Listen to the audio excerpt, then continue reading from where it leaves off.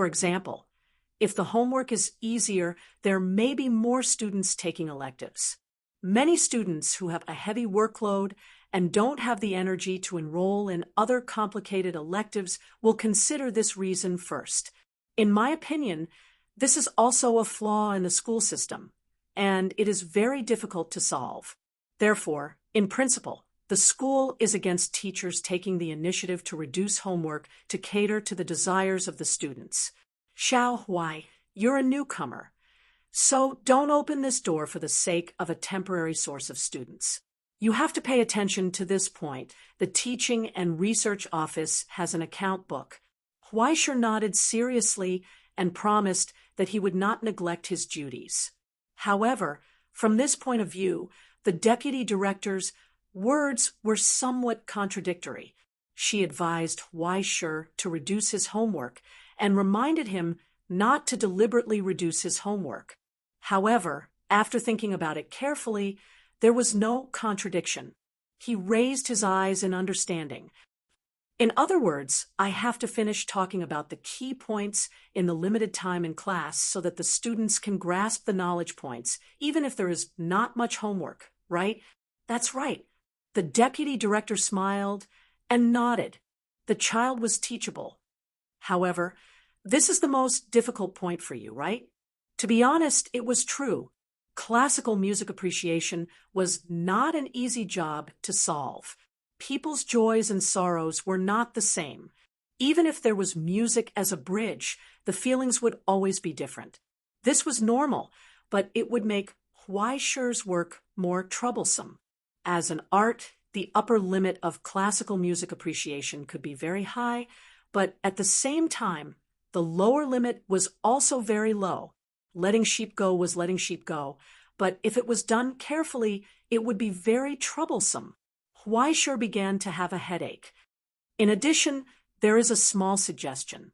The deputy director paused and reminded him, if there are additional things that can be taught, the competition may be stronger. Although the school does not encourage it, as long as it does not affect the normal teaching, the students are allowed to learn more things. Huaisher was stunned for a moment and immediately understood. This was probably the real focus of the insignificant elective courses, right? If he wanted to win students, he had to come up with his unique skills. Otherwise, who would care about classical art? In an instant, he suddenly understood. He happily patted his knee and nodded.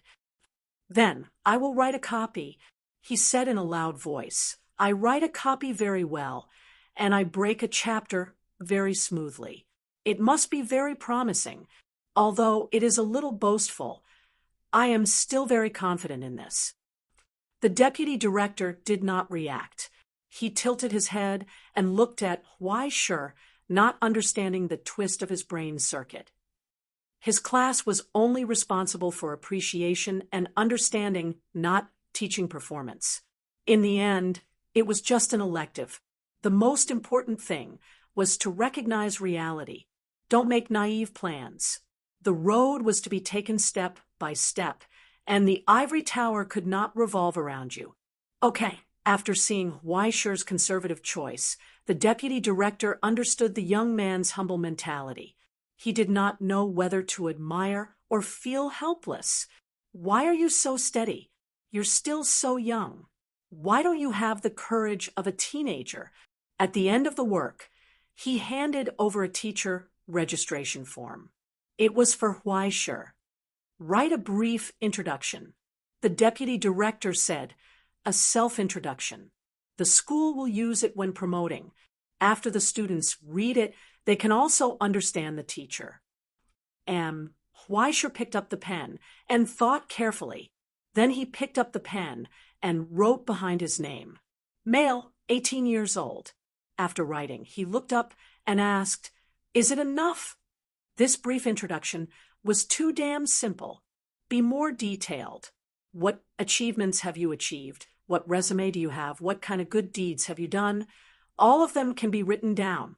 What international awards have you won? Write more. The deputy director reminded him helplessly.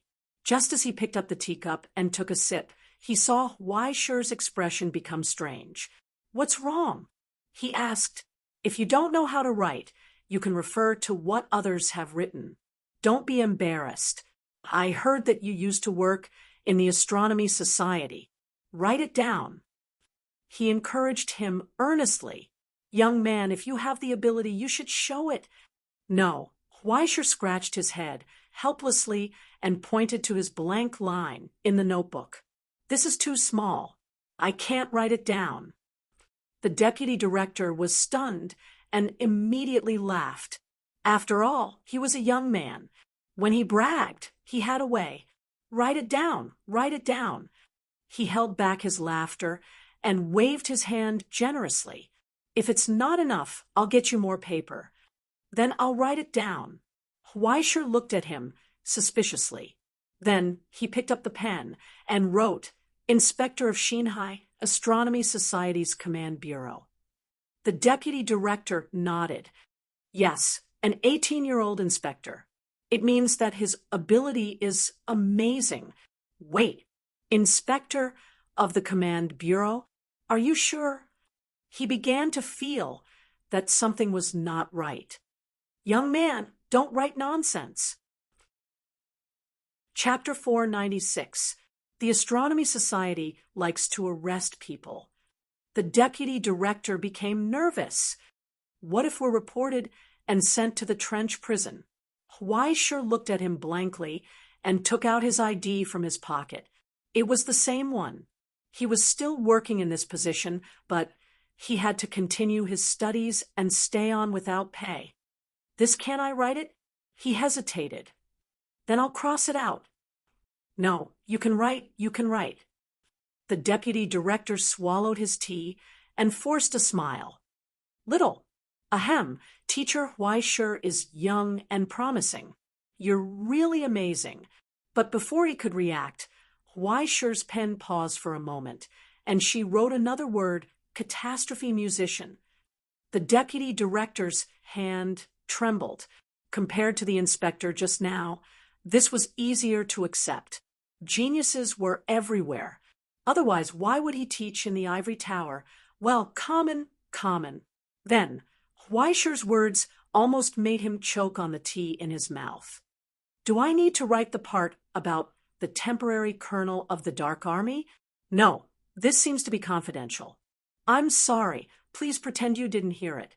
Don't tell anyone else." "Are you King kidding me?" The deputy director coughed for a long time and gasped for breath. "If you can't say it, then why did you say it? How could an office worker like him talk about such things?" Weischer's pen paused for a moment and then quickly began to write. "Abyss cooking demon." It took up another space. The deputy director's expression twitched. He wanted to say something, but stopped. He looked down at the tea that Weischer had made for him when he first came in. His heart that had just warmed up instantly turned cold. "Oh my God, am I going to die? Is it too late to wash my stomach now?" Legendary investigator of the dark net. It took up another space. The deputy director swallowed his saliva and his eyelids twitched. So terrifying. This kid must not be left alive. Then, when he saw Witch's Night Anointed, the deputy director was already numb. When he saw Asian Rookie Competition 3rd place, he didn't react. However, in his eyes, the smiling young man seemed to have transformed into Godzilla, gnashing his teeth and sucking blood, his claws and fangs ferocious. He only had one question now. Which Motherf Asterskir was it that said this young man had no experience and wanted him to guide him? How was he going to carry it?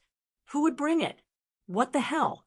When Weischer wrote Prince of Paradise, he only wrote the word joy, and such a long form couldn't be filled. The last 3 words could only be turned downwards. There are still a lot of things that I can't remember all of a sudden. Weischer sighed in distress.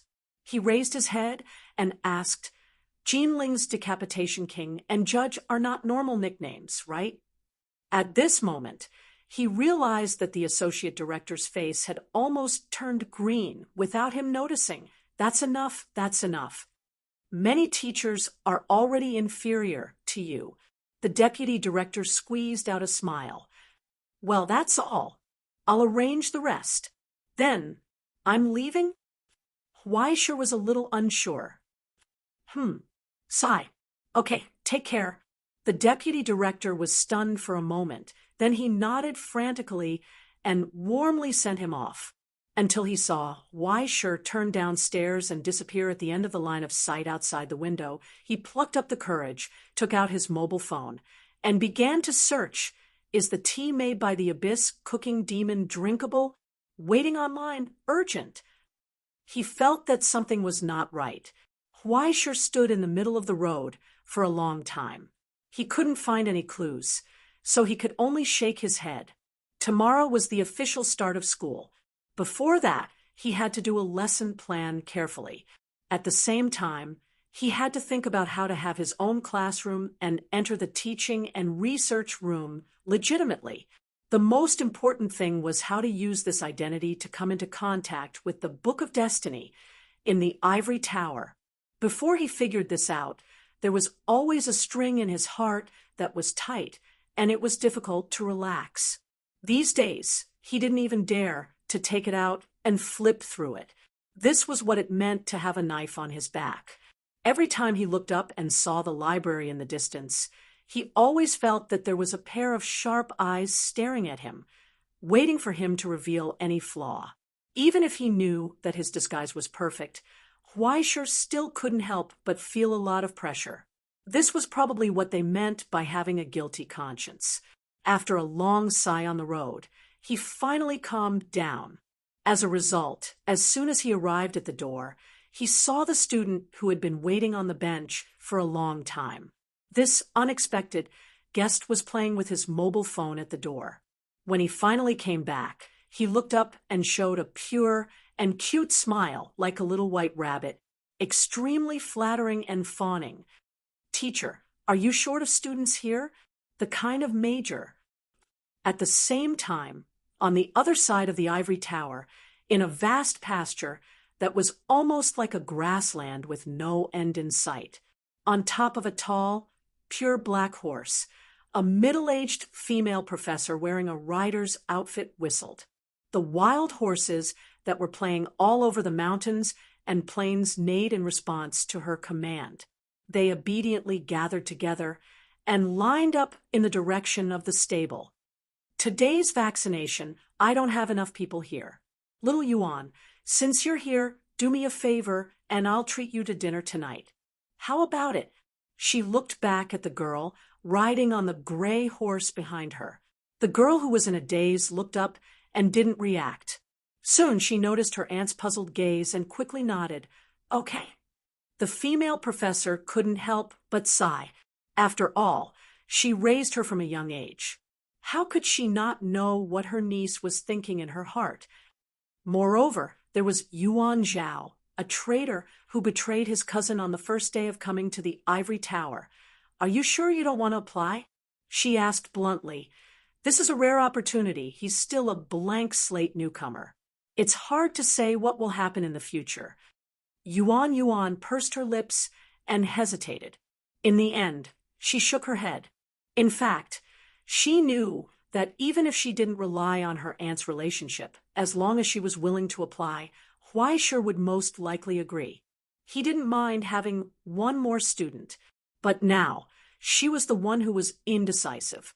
Originally, she was supposed to be in Jixia. The reason why she came here was because of the exchange program. As for Yuan Zhao, he was just an extra. Because he was too reckless, the family simply found him a notoriously strict teacher for a few years. At the same time, Yuan could supervise him at any time. As for Yuan, the family didn't make any arrangements. It wasn't because they favored boys or treated her differently. It was because they trusted her too much and gave her the greatest freedom and leeway to choose. With the Jen family's relationship and connections here, as well as her aunt in the Ivory Tower, as long as she was willing any major and classroom would not be a problem. Because of this, it was impossible for her to become Huaishi's student, because she was the eldest daughter of the Zhen family. This was her last preparation time before she could take charge of the family, before she could truly become the representative of the Zhen family to face the world. Appreciation of classical music? Did the Zhen family need an heir who knew how to appreciate classical music? It would be strange if they needed it. The more the family trusted her, the more she couldn't betray this trust. I really don't understand. Your father is such a wanton person. How did he teach such a rigid child like you? Her aunt looked at her sad appearance and sighed helplessly. She hesitated in her heart. This time, should she just go against her second grandpa's wishes and quietly do this for her? But no matter how she thought about it, she felt that this matter was most likely impossible. And when the time came, her eldest sister would come to the ivory tower to do her. It was one thing to say that this family of violent maniacs had the same bad habits, but why did they have to delay her beautiful little niece? Thinking of this, she looked up at the sky and sighed. And when she thought of Yuan Zhao, who was wandering around every day and bored to death, she couldn't help but feel angry. They both had the same surname, but why was there such a big difference? Speaking of which, it's time to shovel the horse dung. She murmured inexplicably, just like this. Yuan Zhao's tragic fate before school started was happily decided by her. Stone Marrow Hall, reception room. Feng Shu served 2 cups of hot tea to the guests. Huaisher sat on the sofa, crossed his legs, and looked at the young man sitting across from him. The young man, who was only 14 or 15 years old, immediately raised the corner of his mouth, revealing an innocent and pure smile. His eyes blinked, full of admiration and admiration. This was the first student who came to Huaisher to specialize in classical music appreciation and wanted to be his disciple. This love of art could be said to be sincere, and this admiration and respect for Huaisher could be said to be heavy. Moreover, his family was rich and powerful, and there was no fault to be found at all. The only problem was that this little 19 of the Lin family, Forest Hut, no matter how you looked at it, there was a problem. To be honest, I didn't expect that the first one to sign up would be you. After looking at each other for a long time, Huaisher finally opened his mouth and asked, "Tell me, why did you take things so hard?" "Oh, look at what you're saying, teacher." Little 19 felt wronged. "Isn't it because I love classical music?" "I haven't nodded yet. Don't rush to call me teacher." Huaisher quickly raised his hand to stop him from continuing his nonsense, and his expression became more and more suspicious. "And love classical music? You?" "Yes." Forest Hut's voice shook. "In the whole Lin family, no one loves classical music more than me." This was the truth. Half of the whole Lin family didn't know how to write the word classical in front of classical music, and the other half didn't know what music was. And Lin 19 had at least heard to Alice. To some extent, he was indeed the one who loved classical music the most. And Huaisher didn't believe a word of it at all. He asked straightforwardly, "Then tell me, what is Bach's real name?" Forest Hut was stunned for a moment and asked tentatively, Isn't his surname Ba?" Huaisher was silent for a long time and couldn't help but sneer. "You don't even know the name of a foreigner? His surname is clearly He." "Oh, right." Forest Hut couldn't help but slap his knee and suddenly realized, "I remember, it's indeed like this." Huaisher, Forest Hut. Huaisher put down the teacup and sighed earnestly. "I say, little Lin." "Yes." Forest Hut nodded frantically. "Teacher, please tell me, do you think I'm a fool?" Huaisher raised his hand and pointed at his face. "Or do you think I can't even understand such a lie and will believe your excuse? I won't ask you why you are interested in classical music, but you should at least tell me the truth, right? Otherwise, please go back immediately." I don't have any talent to be a teacher. Moreover, I can't accept people from the Lin family. That was what he was most worried about. What if this kid suddenly stabbed him in the back? If that happened, the knife might be a gift from him. He was scared just thinking about it. What are you talking about? Chapter 497. Inexplicably, a student fell from the sky. He cried and shouted that he wanted to be his disciple, as if he had suddenly become a top boss like Xian Yao, and as long as he clung to his thigh, he would have a meteoric rise, a promotion, and a raise, and walk to the peak of life. Even the big boss, who used to be high and mighty, wrote a recommendation letter in his own hand and asked for the young man's opinion in a kind and amiable manner. Little brother, my good-for-nothing great-grandson cried and shouted that he wanted to be your slave. Do me a favor and accept it, okay?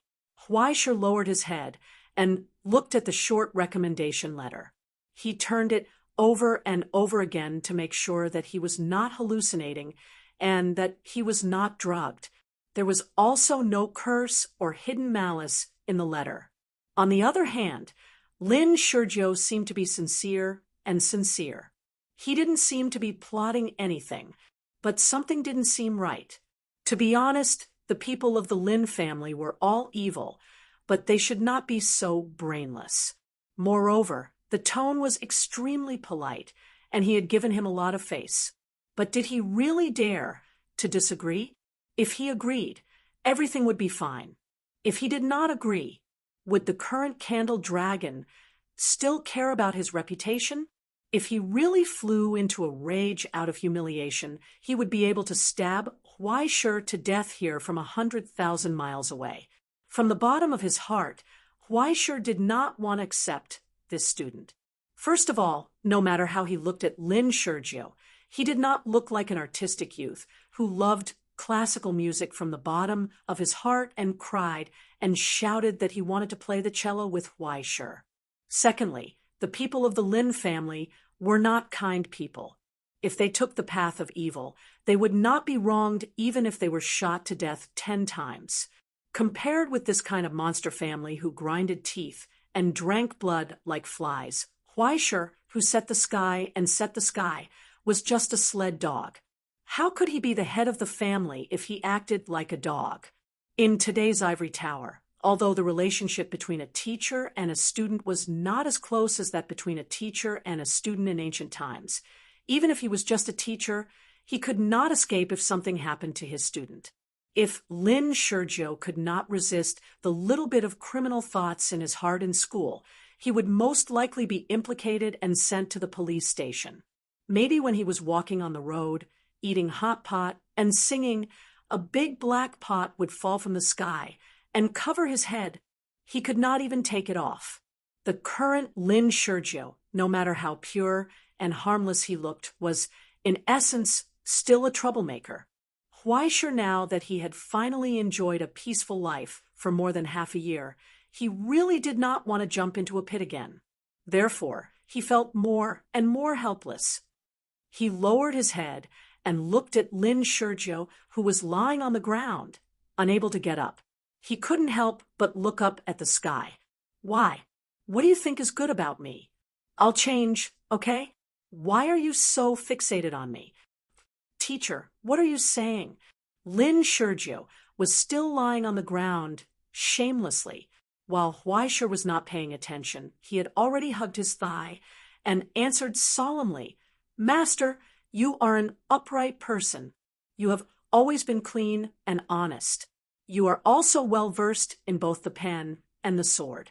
You are highly respected and handsome. Looking at the whole territory now, in terms of appearance, qualifications, and talent, who can compare with you? Huaisha was stunned. She pinched her chin and thought for a long time before nodding. That's true. Seeing that there was hope, Lin Shurjiu was overjoyed. He hugged his thigh tighter and kept talking. I know I am stupid. I only have respect for you. I don't mean any disrespect.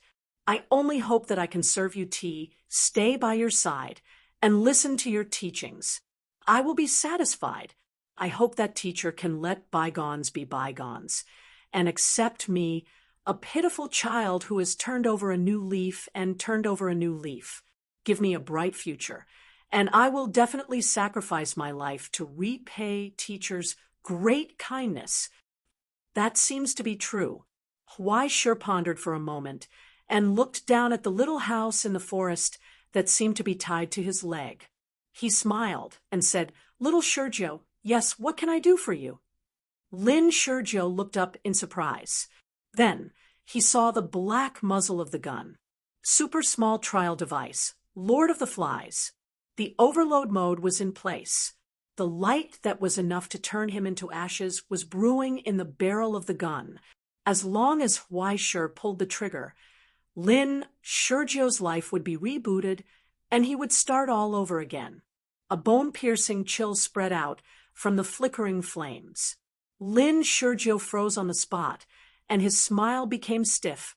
His years of experience in courting death told him that this was not a joke. The big brother in front of him with a smile and a warm expression really intended to kill him here. He even had the ability to make him never reincarnate. Not even the coffin could bring him back to life. Being stared at by that pair of eyes, Lin Sergio realized something amidst his horror. The man in front of him did not kill him, not because his great-grandfather was the candle dragon who ruled the 9 hells of Doomsday.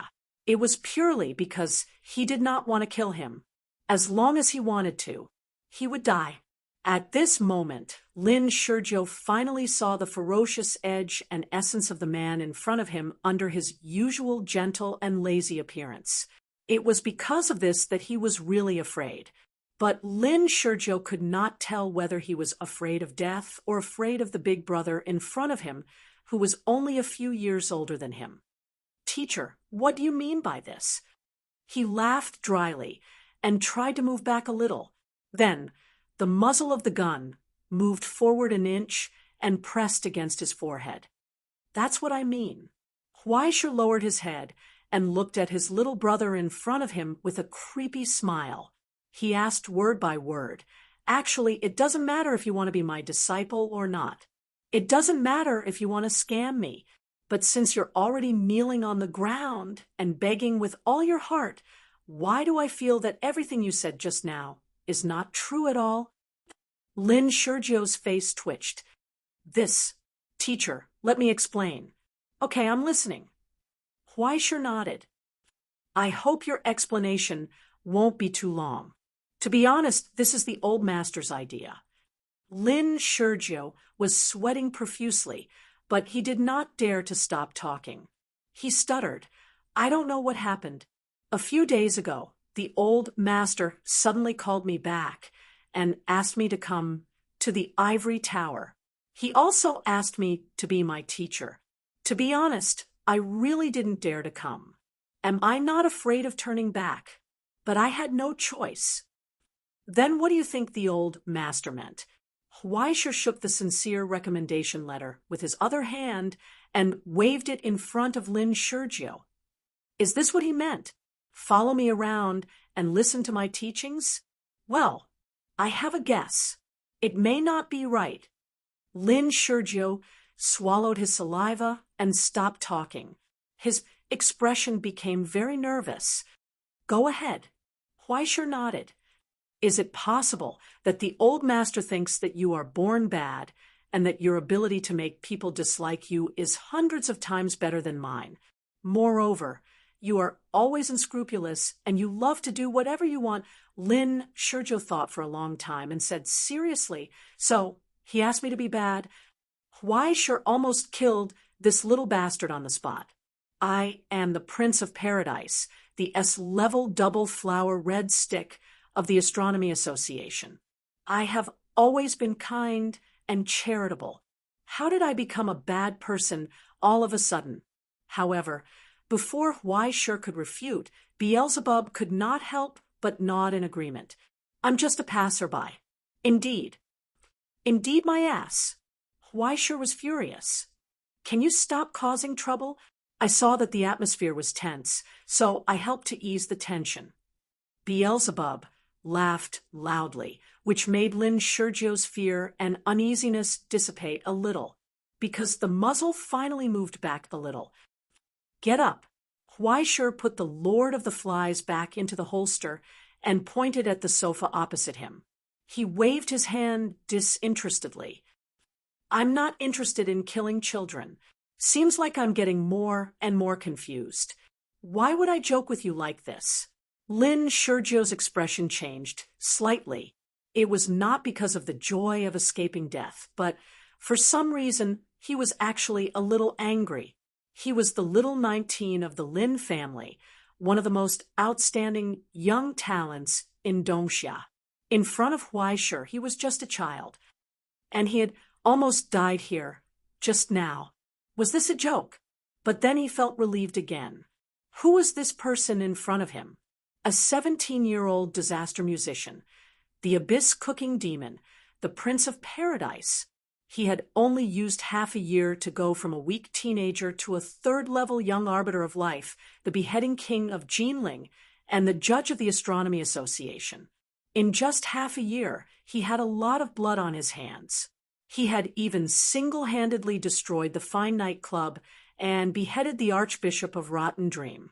He was a monster through and through. Compared to him, what was he? Those who truly believed in his calm and gentle appearance and treated him as a pure and harmless little white rabbit were idiots, just like how she used to be. How could such a person be fooled by lying on the ground shamelessly and shedding a few tears?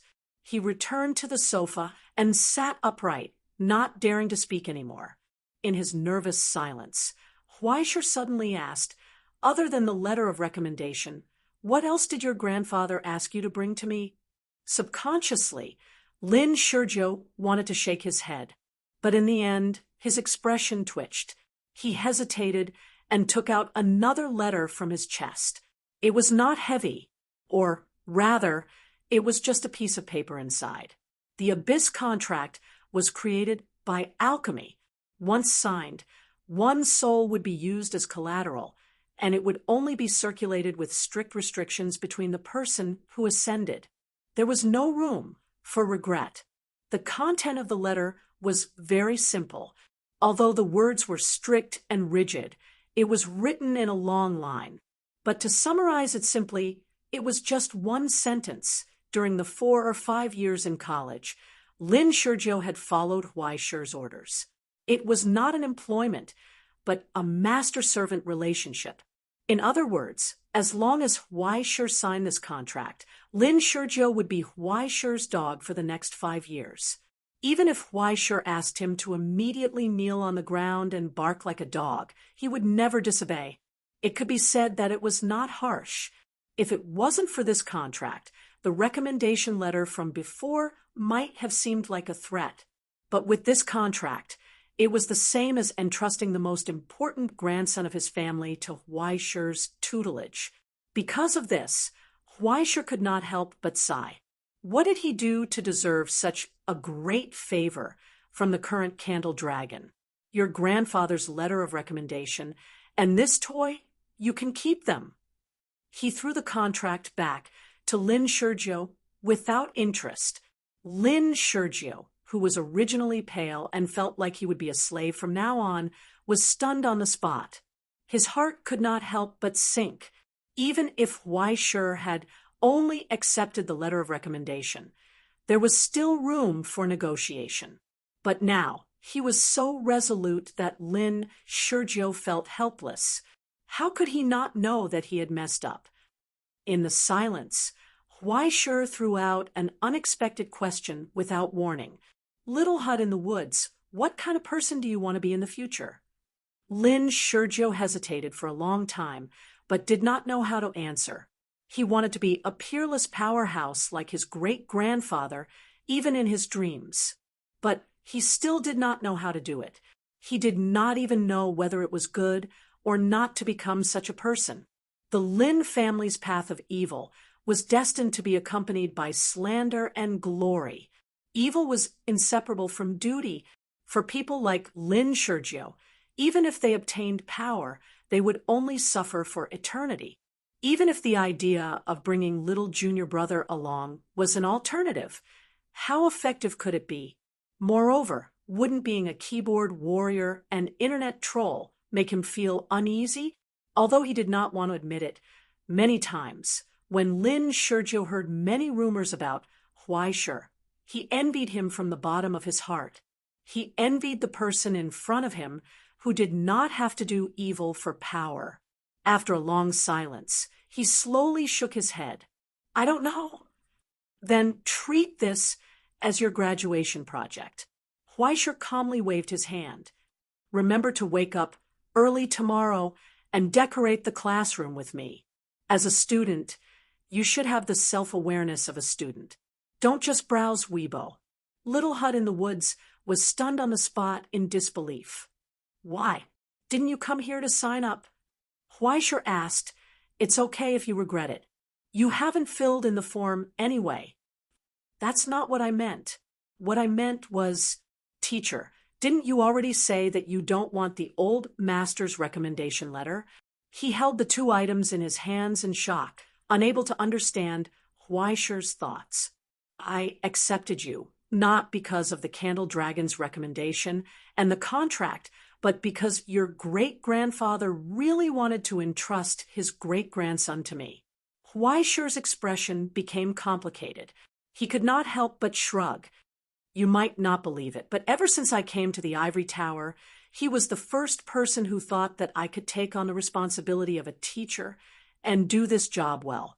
As a teacher, I have to repay the trust of a parent, right? Moreover, he paused for a moment. His gaze became particularly playful as he scrutinized little 19. Do you really think that without the contract I can't punish you? At that moment, the little house in the forest could not help but shiver. Being stared at by this pair of eyes that were as quiet as the abyss, he actually had the illusion that the old master was looking at him. Until now, there was no longer any struggle or unwillingness in his heart. He had finally accepted his fate. He could not win in a game, nor could he win in a fight. What was there to be embarrassed about having such a person as his teacher? At that moment, Lin 19 did not dare to slack off. He obediently stood up and lowered his head to serve tea to his future teacher according to the etiquette of Dongsha. Then, let's get the ugly words out of the way first. Huaishur picked up the tea, but was not in a hurry to drink it. He raised his eyes to look at the student who had descended from the sky. You should know what you can do and what you can't do. I didn't become ascended because I could kill and commit evil. I hope you're not one of them.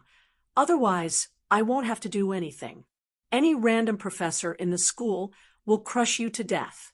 You understand this, right? Lin 19 nodded frantically. He could not be said to be the most scheming or the most capable in the Lin family, but he was definitely the best at taking advantage of the situation.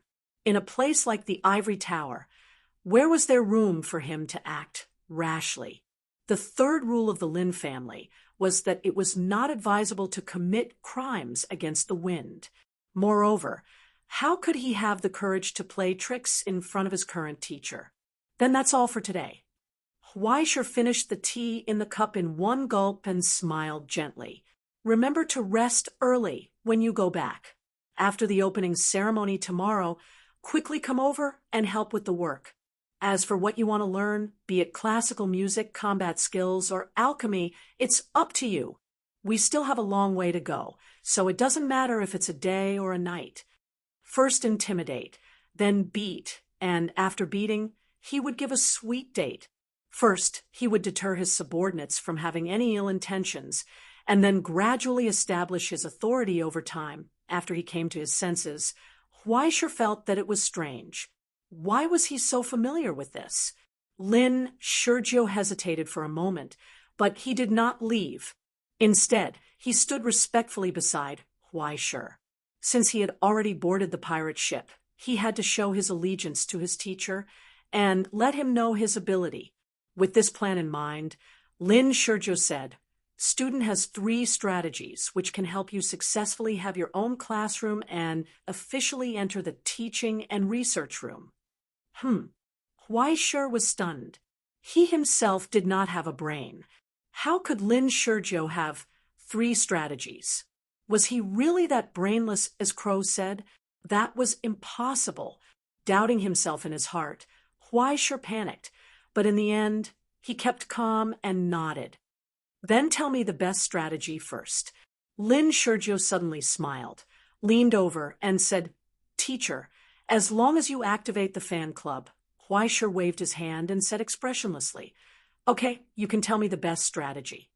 The simple-minded Lin Shizhou did not know how he had made his teacher unhappy. After hesitating for a moment, he said, Teacher, you are a legend of the Orchard Gym, and your swordsmanship is a unique skill. Why don't I spread the word that teacher will challenge all the clubs in the school and convince the students? Wouldn't it be easy to get students? Chapter 498. Seeing that Huaishir had reacted so calmly to his words, he was surprised. Lin Shizhou sucked in a breath of cold air. As expected of his teacher, whenever something big happened, he would be so calm. It was really terrifying. He thought for a while and said, Because it involves the internal issues of the ivory tower. It's a long story. First, how much do you know about the ivory tower? Huaishir thought for a long time, reached out, and took out a brochure from his pocket. I know everything that's written on it. I've never heard of anything that's not written on it. Wasn't that the same as not knowing anything? Lin Shizhou wanted to say something, but hesitated. He didn't even inquire about the specific situation of his workplace before coming to take office. Was he too stubborn? Or was this the luxury of the strong? With a sword in hand, he could go anywhere in the world. He completely ignored the possibility that Huaishir was just a habitual idiot. He thought for a long time and asked tentatively, Then, I'll start from the beginning. Huaishir waved his hand. Hurry up, hurry up. Cough, cough. Lin Shizhou started to have a headache, not knowing how to explain. It was because the actual situation of the ivory tower was too strange. As everyone knew, although the ivory tower theoretically belonged to the Astronomical Society, in fact, after the Utopia split, it had completely become a highly closed and independent institution. There was basically no room for others to interfere in whether it was the source of funds or the appointment of personnel. Even the general administration didn't have direct jurisdiction over it. After officially recruiting students, it had always been known for being open and neutral. Other than normal business activities, it had never taken any initiative. Its style was quite low-key. However, because its size was too large, its existence still couldn't be ignored. Whether it was the many research results launched by the Academy every year, the countless industries directly and indirectly controlled, the important position in celestial genealogy, or even the extremely far-reaching and huge influence in all aspects, every part of it was enough to make people drool. This led to many people starting to have ideas about the ivory tower. Power itself had a gravitational force, and there would be an endless stream of moths flying into the fire. They wanted to take a spoonful of soup from this pot that had lost its owner. Of course, it wasn't that no one had thought of taking over the ivory tower, but in reality, there was no such possibility. As an organization directly under the Utopia and the former Logistics Department of Heavenly State, the ivory tower could be said to be the last remaining crystallization of the Utopia.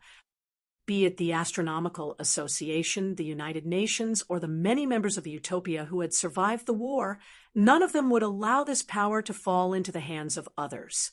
Even the principal of the ivory tower was only a guardian of this right, not the true owner of the school. Unless the Astronomy Society re-established the Utopia, a new president was born from the tripartite meeting, and the Book of Destiny welcomed a new ruler of celestial genealogy. No one in this world could legitimately wield this power. Therefore, more people chose to settle for the next best thing. Since he couldn't possess the power, he would infiltrate it and make himself a part of it. At the very least, he would bind himself to the power. In this world, except for a few big shots who would not care about this, all the other people who were close to him were probably thinking the same thing. Ever since he was born, Lin Sergio had been exposed to the atmosphere of doing evil all year round, so he was very familiar with this. Compared to other confidential departments, in the Ivory Tower, the easiest to infiltrate and control was the academic department, which was composed of a large number of foreign professors and students. Openness in itself meant circulation, neutrality meant sitting on the wall, and inclusiveness in itself meant a hodgepodge of things. The composition of the academy department was so diverse that it made one gasp in amazement. This could be seen from the composition of the teaching and research room itself. Asia, Rome, America, the Russian Federation, Egypt. Which major genealogy in the world did not have people working in the Ivory Tower? Not to mention, the Stone Cauldron Society, Bronze Eyes, and other organizations might even have people from Green Sun, including teacher. Aren't you also a representative of the United Nations? Hearing Lin Sergio's words, Huaisher was dumbfounded. I'm here to learn and improve. How did it become the work of spies? No, thinking about it this way, he thought about it carefully and realized that he probably, maybe was really forced into the United Nations by the United Nations in order to strengthen their authority in the Ivory Tower. Otherwise, why would an executioner of the Astronomical Society and a former inspector come to the school? Was he really here to be a teacher? Even Huaisher felt that this arrangement was too F*** ridiculous. Most importantly, the school had not even started yet. So how did he become a traitor? And he seemed to be the most powerful traitor among the group. But why did he not know that he was a traitor? Huaisher was stunned at first. Then he raised his eyes and looked at the small forest house in front of him. He decided to follow his instincts and test him without leaving a trace. Then he showed a strange expression and just knocked on the armrest of the sofa, looking at the young man in front of him. Then what do you think I'm here for? While he was still afraid, he poured out everything he had seen and heard and guessed in the past few days. Among them were the pure blood families that even Huaisher was dumbfounded. To be honest, he did not expect that after leaving the Stellaris, he could still be related to this group of people. But now that he thought about it, he realized that if the sublimators wanted to make a difference, those pure bloods could not be bypassed. Long before the Astronomy Association was born, these families might have already existed. From the time the Astronomy Association was first established, they were inextricably linked to the Pioneer Association. Many of their family heads even held important positions in the first generation of the Astronomy Association. Now, apart from the complicated relationships in the Astronomy Association, every pure blood family more or less had a special influence and status in the 5 pillars. Just looking at the Fred family that represented the Howlers on the Stellaris in the past, one could see how illustrious their existence was. Such an incomparably huge Stellaris, with a moving border that was as beautiful as a dream, was just a small property to the Fred family. It could be said that the current 70 or so pure blood families were all at the peak that the old master of the Een family dreamed of climbing to. Even if they could become the worst, it was enough to make the Een family, a country bumpkin with a shallow background, laugh out loud from their coffins. They were an important part of each lineage, even the backbone.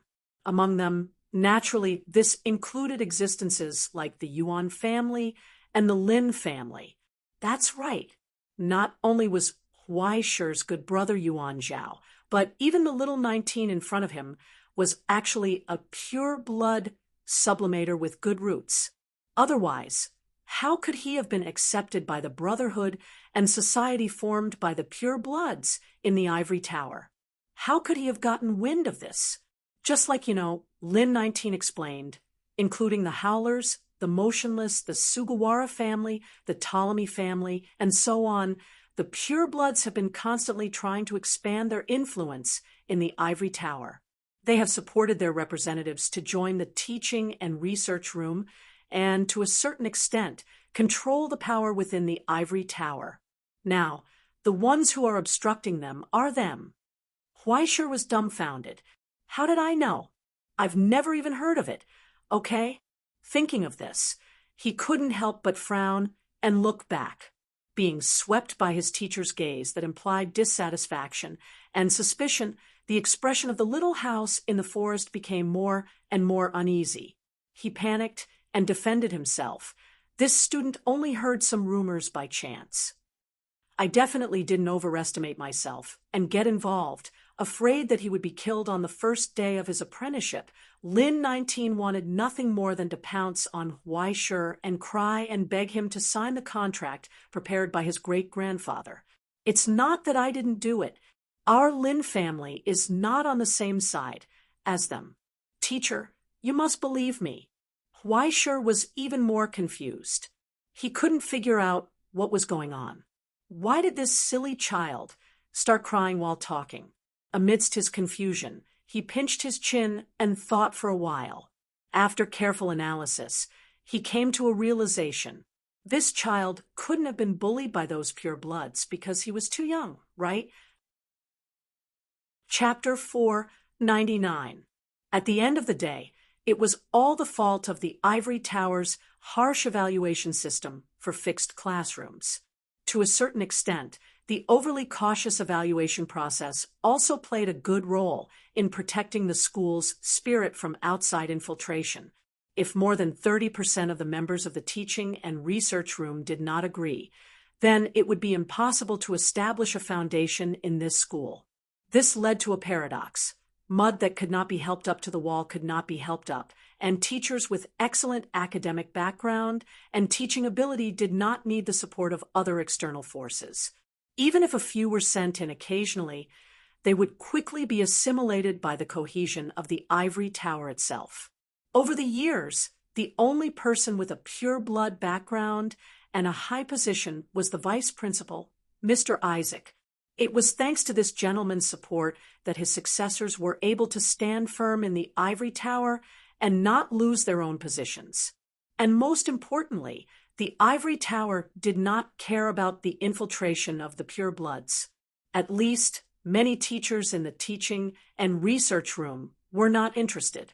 Most things that existed objectively had their reasons and reasons.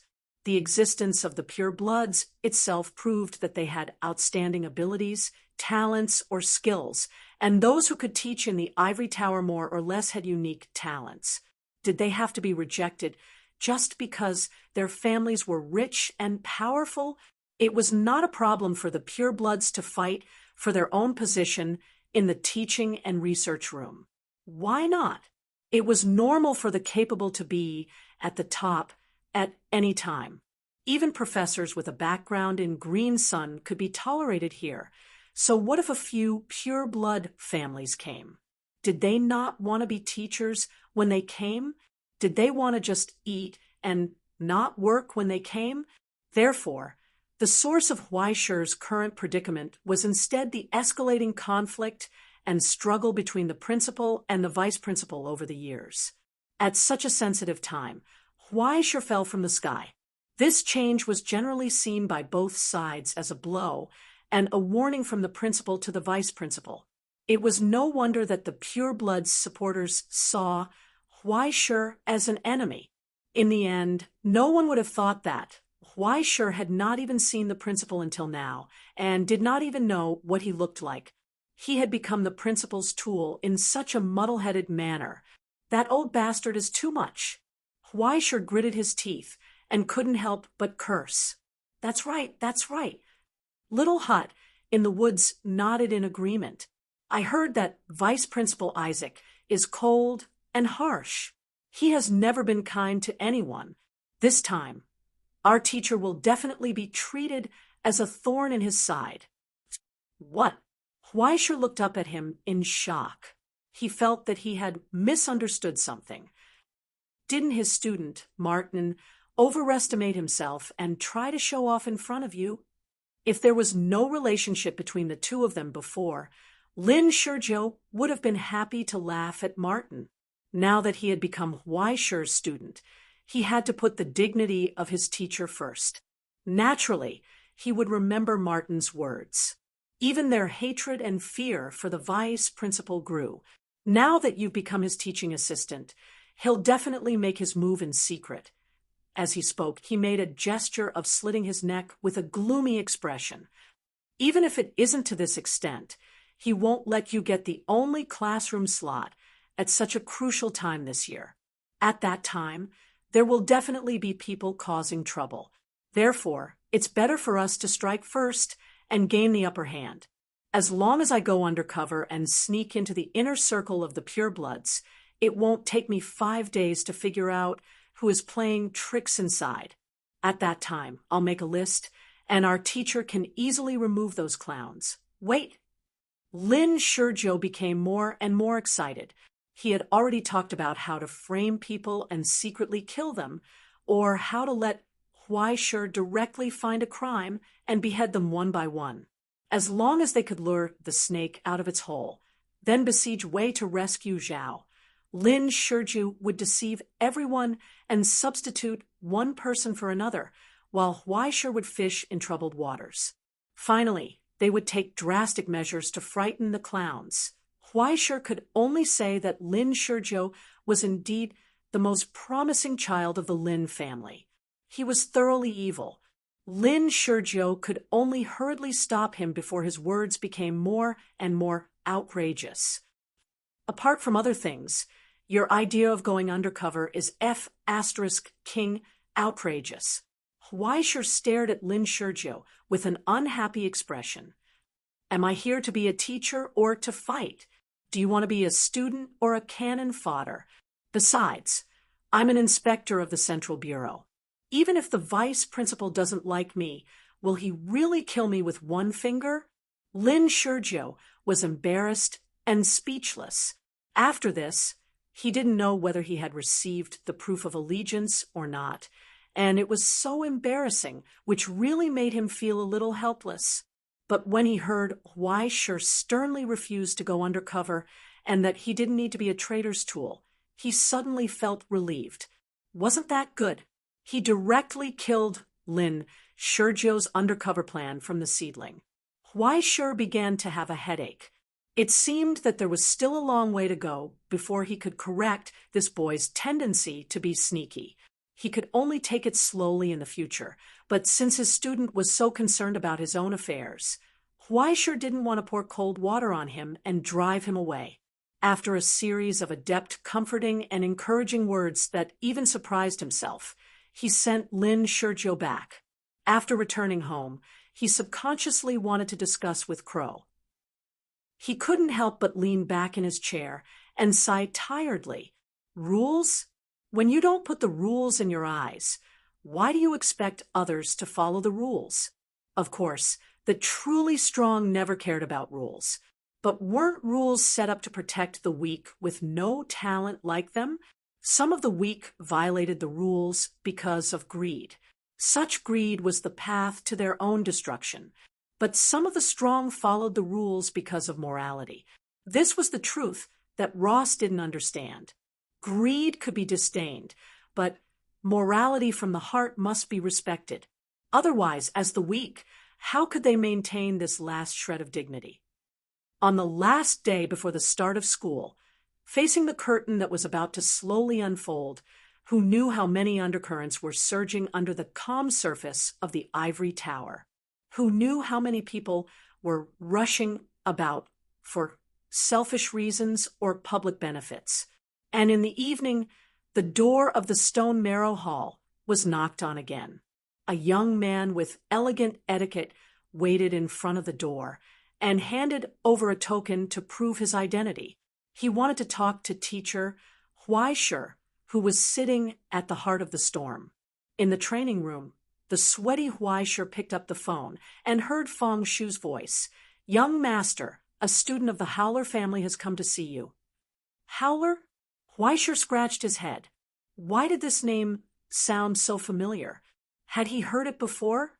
But he couldn't remember, and he was too lazy to flip through the Book of Destiny. He just asked, "Is he also here to apply for a mentor position?" "It doesn't look like it. Then I won't see him." Weischer rolled his eyes. All of them like to put on an act and talk nonsense, wasting other people's time. Tell him, if there's anything, we'll talk about it after school starts. He was too lazy to play mind games with these kids, even if the other party was a pure blood, a member of the Howler family, or perhaps had some huge influence in the school. But what did this have to do with him, little Paige of Huai-Hai-Lu? Since the other party didn't come with good intentions, there was no need to waste time. When the time came, if he wanted to cause trouble, he would just have to wait for teacher's beloved iron fist and cello to play. Unlike Lin Sergio's caution and nervousness, Weischer didn't care about these kids. After going through so many storms, it was a bit too much to be so cautious about the goblins in the novice village. I understand. On the other end, Fang Shu nodded without any hesitation, put down the phone, and walked out of the door. "I'm sorry, the young master is not seeing any guests today," the old butler informed the teenager at the door. "Please go back, Mr. Fred." The teenager didn't fly into a rage. Instead, he raised his eyebrows slightly and suppressed the anger in his heart. After nodding slightly, he turned around and got into the car to leave. The old butler calmly closed the door again, not taking this trivial matter to heart. It was almost time for dinner. What should I eat tonight? In the car, the teenager's expression gradually became gloomy. The girl in the front passenger seat looked up at him and smiled mockingly. "I told you, Morgan, your tricks won't be taken seriously at all. No matter how much a kid puts on an act, he's still a kid. No matter how big of a fuss you make, adults will only think that you're asking for candy." "I just want to ask for candy, but what about you, second sister, who's even worse than me?" Morgan sneered and retorted, "Are you asking for a beating? You don't know this." The girl called second sister revealed an innocent expression that judges much gentler to girls. Morgan indifferently retracted his gaze and looked back at the Stone Marrow restaurant that was gradually disappearing behind him. He couldn't help but sneer. A lackey of the Astronomy Association dares to put on an act in front of me. Let's wait and see. Just like that, some were calm, some were unwilling, some were angry, some were expectant. A short night quickly passed by as countless hearts beat either calmly or restlessly. The long holiday came to an end. The day of school had arrived. Although he didn't understand what Weischer meant, he still said truthfully, "He looks like he is in his early 40s. His hair is gray, his beard is well-groomed, and the style of his glasses is very fashionable. And I feel that the slim-fit robe is really tasteful. Look, teacher, when you were on the podium, I took a photo." He turned on his phone and handed the screen over. Weischer was speechless, not to mention himself in the photo, but next to him was an old monkey. Weischer scratched his hair a little angrily and recalled the appearance just now. How could he not know that he was fooled by the principal again? That old bastard, counting the graduation certificate and the muddle-headedness of being a tool, this was the third time he was fooled. But everyone thought that the principal was promoting the junior, so he couldn't spit out blood. He sighed and could only silently say in his heart that life was full of ups and downs, trying to win a mental victory. Life is really full of difficulties. He heaved a heavy sigh and patted little 19's shoulder. Sergio in the forest was confused and didn't know what happened. Seeing Weischer get up, he asked in confusion, "Teacher, where are you going? Do you want to take the student with you? I can help." "To the toilet." Weischer rolled his eyes and looked back at him. "Do you want to help me?" Sergio suddenly hesitated. As if he was thinking, Huaishir became more and more helpless. He waved his hand and motioned him to wait outside the auditorium. Then he sighed and went out, lamenting how perturbed his teaching career was in the ivory tower. Then he met an unexpected person in the toilet, the vice principal. The vice principal's attire was not like the one he saw on Stellaris. He was wearing a robe, elegant and solemn. Instead, he was wearing a light-colored striped suit, which looked much more genial, but his face was as cold and calm as if it had never changed. He was dignified. If it weren't for the fact that Huaishir found a good place to stand and looked back to see his painting, presumably the two people's expressions would be more harmonious. Now, they stood side by side in front of the urinal, looking straight ahead at the white tiles in front of them. The atmosphere was a little awkward. He originally expected that the two people might fight openly and secretly when they met for the first time, but he didn't expect that they would be so silent.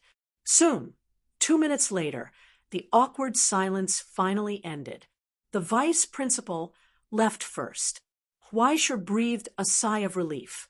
He remembered he didn't seem to have taken off his belt yet. He had been standing here for a long time.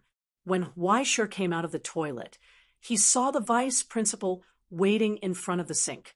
This was a famous pure-blooded scholar, a fifth-order sublimator of the celestial genealogy path. He was a famous big shot and tycoon in the whole territory. Now he seemed to be standing at the door, waiting for him.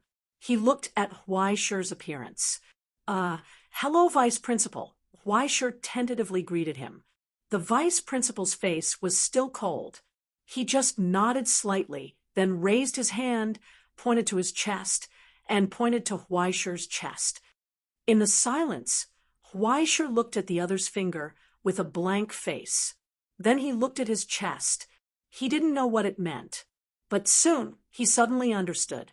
It was like the legendary Buddha's smile when he picked up a flower. Was this some kind of heart-to-heart technique, or was it a hint from the vice principal? Tell him that he didn't care about the rumors outside at all. You have to understand that I have high hopes for you, so we must have a tacit understanding. Then his fantasy was shattered. The vice principal frowned. "Tai," he said, "your tie is crooked." It wasn't until Huaishir lowered his head that he noticed that his tie was indeed crooked by about 1/2 centimeter. "So you're just an old man with obsessive-compulsive disorder?" After he hurriedly straightened it, the vice principal's frown eased a little. Staring at the young man in front of him, he suddenly asked, "Do you know that I'm the lecturer of abyss ecology? You will be my teaching assistant from now on." Huaishir hurriedly nodded. To a certain extent, the vice principal was actually his direct superior. It was no wonder that he was dissatisfied with his arrival. Who would want to have their subordinates stuffed with a nail by the principal? "Very good." The vice principal nodded and told him bluntly, "This Wednesday, the abyss ecology class will start. You don't have to come." Huh. Huaishir was stunned. The suppression had begun, and why was it so straightforward? Was the vice principal not giving him any face at all? Before Huaishir could retort, the vice principal continued, "During this period, prepare the lesson plan.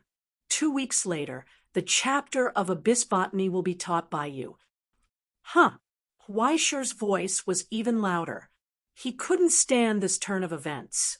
Oh my God, was this suppression or promotion? How did he suddenly go from a helper pouring tea and correcting homework to a lecturer? After making sure that Huaishir understood, he was still expressionless. He just nodded and said, "Be careful. This is a big class. Don't make a fool of yourself." After saying that, he turned around and left, leaving Huaishir alone. He couldn't figure it out. In the silence, only the Lord of the Flies in his arms finally couldn't stand it anymore. He sighed helplessly. "Brother, you're definitely going to make a fool of yourself." Chapter 501. What do you mean? Beelzebub rarely spoke, but Huaisher did not mind playing the supporting role. Are you saying that there's something fishy going on? Isn't there? Beelzebub laughed wildly. If I were the vice principal, I'd set up an ambush in the classroom. When they see you walk in, they'll smash their cups as a signal. Okay, be serious. Huaisher rolled his eyes and interrupted him. I told you not to recite Tong Lin Chuan. Tong Lin Chuan is already a thing of the past. Your Uncle Ma likes listening to Sui, and Tang dynasties recently, Beelzebub complained.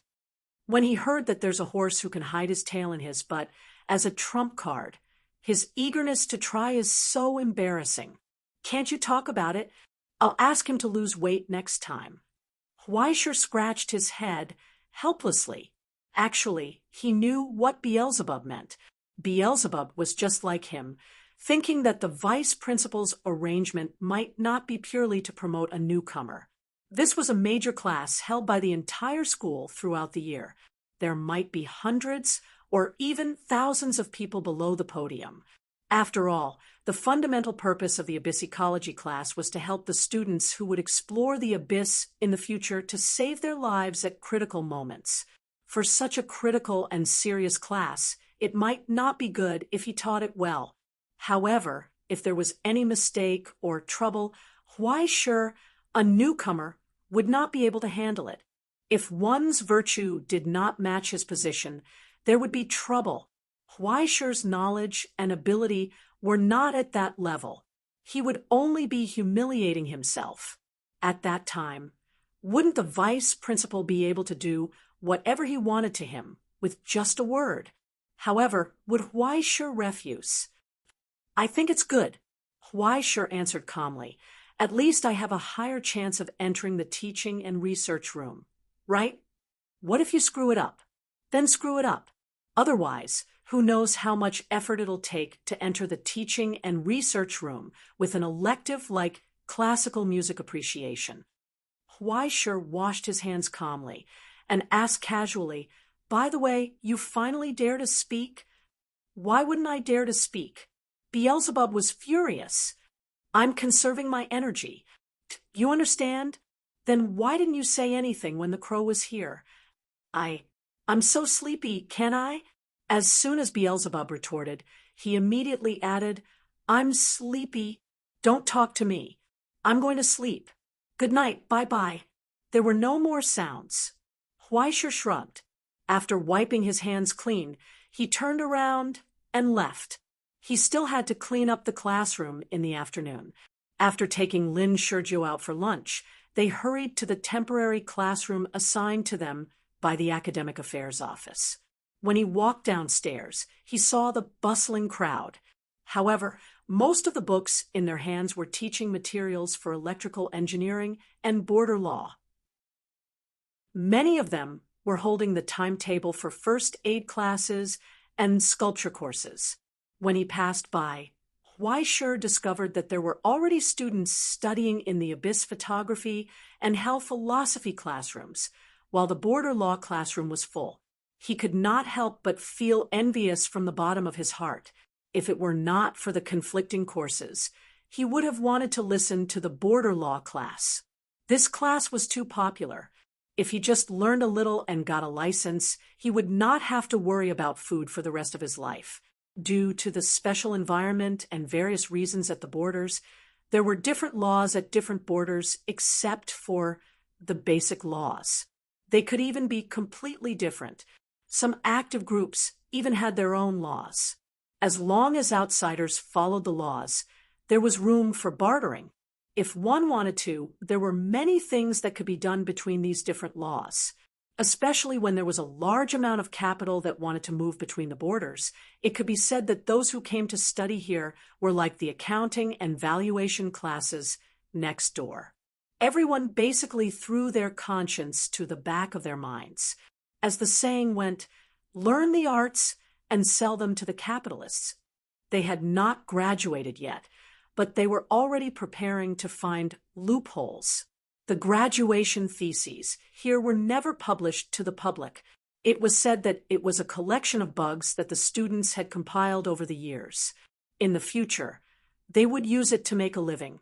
Thinking of this, Weischer had some nostalgia. He did not know where Kitten had gone recently. He did not know how the good brothers in the legal department were doing. He had not heard any news about Kitten Paradise for a long time. Presumably, after breaking free from the shackles of Yamatai, those guys must now be in some hell collecting copyright fees. He only regretted that he had left in a hurry and did not have time to ask for the good brothers in the legal department for their contact information. Weischer sighed and withdrew his gaze from the border law class. He nodded at the teacher, who came to the class in a friendly manner. He turned back and walked to his own classroom. Then he saw Lynn Sergio, who was stunned. "What's wrong?" Weischer asked. Teacher, classroom, it. Lynn Sergio pointed at the half-closed door behind him. His face was red. Is there a problem?" Weischer was at a loss. He immediately became alert. "Don't tell me there are no tables and chairs? Those guys really have a bad conscience in order to suppress me. Don't bully the young. Damn it." After pushing open the door, he was scared to death. There was not the slightest problem with the classroom. In fact, it was specially adjusted for Weischer. The walls and the door were wrapped in a layer of soundproof cotton. The internal elevator was also adjusted. The podium was directly made into the style of a musical instrument to make it easier for Weischer to teach. It seemed that the ivory tower had made changes and adjustments to every classroom. When alchemy was taught here, there were some lessons that could easily cause tragic explosions. If they were not careful, the whole school would have been blown to pieces. However, this was only a temporary classroom. A few days ago, Weischer randomly picked a place on the list. A week later, Weischer would probably be rotated to another classroom. In just a week's time, they had put in so much effort. Weischer could not help but feel that the ivory tower was really rich. Furthermore, the interior was spotless. There was no need for Weischer to clean it up. There wasn't even a piece of paper on the floor, not to mention the spider webs and special decorations. Even the tables and chairs were not fully equipped. But this did not scare Weischer. What made him almost jump up in fright was that the quiet classroom was actually surging with people. As far as the eye could see, almost every place was already full of people. Even the aisles between the tables and chairs and the back of the classroom were basically all occupied. Before Weischer's arrival, everyone obeyed the order and did not fight or quarrel. But when Weischer pushed open the door, the pairs of eyes that had been waiting for a long time suddenly lit up. Weischer was so scared that he almost jumped up in place. What the hell? He looked blankly at the exaggerated number of people in the classroom and was stunned. Why are there so many people? To be able to fill this large lecture hall, there were at least 300 or 400 people. If it were not for the subject of classical music appreciation written on the door, Weischer almost suspected that he had gone to the wrong place. Weischer hesitated for a long time. "Did you get the wrong classroom? Law is opposite. Electrical engineering is next door." The students below the stage were also confused. They did not know why the teacher was ready to chase them away as soon as he came on stage. Soon, Lynn Sergio had already figured out what was going on from the students and brought a few people on stage. "Hello, Teacher Weischer." The young man who looked feminine and slender took the lead and bowed. He handed over a form. "This is the application of our Ivory Tower Performance Troupe. Teacher Lee reminded us before he left that we can come to you as the instructor for the new semester. I hope you don't mind us acting on our own initiative. Teacher Lee?" Huaishir was stunned for a moment before he realized that they were referring to the disaster musician who went to hell to seek inspiration before his arrival, the piano master Robin Lee. I didn't expect him to leave me such a big gift before he left. Looking at the densely packed people in the classroom, Huaishir suddenly realized something. Are these all your people? No. In fact, there are only 60 main members of our performance troupe, and they are all sitting there. The flutist, named Samuel, pointed to the 2 rows at the front. What about the rest? Huaishir asked. I know the rest. Many of them are students of Professor Anton, and many of them are like me from Teacher Andrea's thermodynamics classroom. The flute player, Samuel, reported, we were shocked before we came. We went to ask around and found out that many of them were promotions between the Eastern Summer Genealogy Clubs. Of course, many of them were recommended by the principal at the opening ceremony. It's said that your fan club wants to participate in the next few classes. Huaishir did not listen to the rest of the words. Looking at the crowded classroom in front of him in a daze, he suddenly felt an unrealistic sense of absurdity. It was not that he doubted that everything in front of him was a dream, but he felt that all the previous worries and doubts were a bit too ridiculous. He and Lin Shurjiu, who once came to his door with 3 plans, looked at each other and couldn't help but laugh. They felt that all the previous preparations were simply making a mountain out of a molehill. At this point, how could he not understand that he was not just an inspector sent by the Astronomy Association, nor was he just a new teacher? It was not only because of Anton and Andrea's trust in him, but also because of the expectations of the Ivory Tower Performance Troupe for Hui poetry.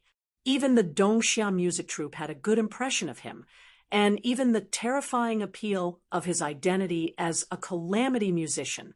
Along the way, unknowingly, he was no longer the young boy who needed to face everything alone. The popularity in front of him was undeniable proof. His ability, his talent, and his achievements had been seen by many people, and he had already been recognized by many students. Until now, at the back door of the classroom, there was still a steady stream of new students pouring in. There were still more than 20 minutes before the official class. This was only the first class of the new semester. Since so many people had full confidence in him, Huaishir had nothing to worry about. The only thing he was afraid of now was that he was not talented enough and failed to live up to this responsibility as a teacher. Thinking of this, he patted Samuel on the shoulder. After thanking the students for their support, he pulled out the folding stool, sat in front of the podium, took out his lesson plan from his bag, and put it on the stand. When he raised his head and looked around at the students, there was no uneasiness and confusion in his heart. He smiled confidently at these young faces that he might often see in the future. Sorry for making everyone wait for so long. Before the official class, how about we talk about a few yuan? He leaned back in his chair and said to the students below the stage, Originally, I was planning to go out and grab a few students if no one came to this class and tell them about the history of classical music, the development process, the specific stages, and the classification. The people who came today are so polite. Those who have a foundation in music, please raise your hand. In the classroom, the students suddenly became excited. However, less than 1/3 of the people raised their hands. Most of the rest came to watch the fun. Not too many. Huaishir looked down at the time. There are still 20 minutes before the official class. I will work hard to make everyone fall in love with classical music first. He waved his hand, and a heavy cello emerged from the bracelet. The source substance condensed and turned into a bow that extended from his fingertips. Casually, he drew a few clear notes on the strings of the zither. 4 or 5 simple syllables spread out, but strangely, the faint murmurs and low noise in the classroom dissipated. Everything returned to silence. Huaisher tilted his head and recalled the score. He couldn't help but smile. Classical music can't avoid Bach, and classical music appreciation can't avoid him. As one of the subjects of your next research, I hope that you will be able to fall in love with him in these 20 minutes. Bach, G major, unaccompanied cello suite. The timing was just right. On the podium, Huaisher lowered his head. In that instant, it was as if the door to the kingdom of heaven had opened a crack. A miraculous and compassionate melody flowed out from the zither bow, reverberating in everyone's ears in a low and deep voice. The silence came abruptly in an instant. Even the sound of breathing and heartbeat quickly drifted away. The sound of the zither, which had been given substance, turned into a gurgling stream, drowning everyone in it. Only the drifting dust danced under the afternoon sun, like small stars that constantly flickered. Everything became so tranquil and gentle. The occasional explosion in the distance, the restless voices and noise outside the window, and even the young people walking hurriedly in the corridor couldn't help but subconsciously slow down their footsteps at this moment. Everything was immersed in tranquility, immersed in the light or low melody. They allowed time to pass bit by bit, until the sound of the zither gradually dissipated, and a bell rang in the distance. Huaisher finally raised his head, put down the bow, and looked at the students, who unconsciously revealed a trace of a smile. Just like that, his class officially began. Chapter 5:02. The effect of the first class was outstanding. It was not the result of the cello performance that satisfied Huaisher. His skill level was almost off the charts. Even if he played a little widow, the students would be intoxicated. What Huaisher really cared about was that after such a long time of preparation and revision, he finally explained the origin and development of classical music clearly. As a teacher, there were no obvious mistakes in this class, and he did not embarrass the class. And after Huaisher finally said that he would not teach anything other than classical music in the elective class, except for the necessary demonstrations, he would not perform most of the performances himself. More than 80 people still took the elective class after class. Excluding the power of the ascendants and the abnormal attraction of the calamity musicians, art itself was charming. Otherwise, there would not be so many people willing to walk into the abyss in pursuit of their limits. There would not be a fanaticism like the group in the Hell's Music Union Association. As a teacher, Huaisher just used his ability to open a shortcut for them, allowing them to understand the charm of classical music faster. After passing the application of the instructor of the Ivory Towers Performance Group, Huaisher simply used public resources for private purposes. After class, he discussed with several performance group officers. In the future, most of the performances in the classical music appreciation class would be handed over to them. This also prevented Huaisher, a cellist, from being blinded by the symphony and having to play in class. As for the students of the performance group, they would have 2 more practice sessions. They were the students who really loved classical music the most in the Ivory Tower, whether it was to cultivate their sentiments out of interest or because they hoped to become a calamity musician one day. It was a good thing to have a ready-made calamity musician willing to guide them and not be stingy with his demonstration and guidance. In particular, Huaisher was particularly easy to talk to. He had a warm and gentle look, compared with the gloomy and cold teacher, Robin Lee. People were more willing to get along with him.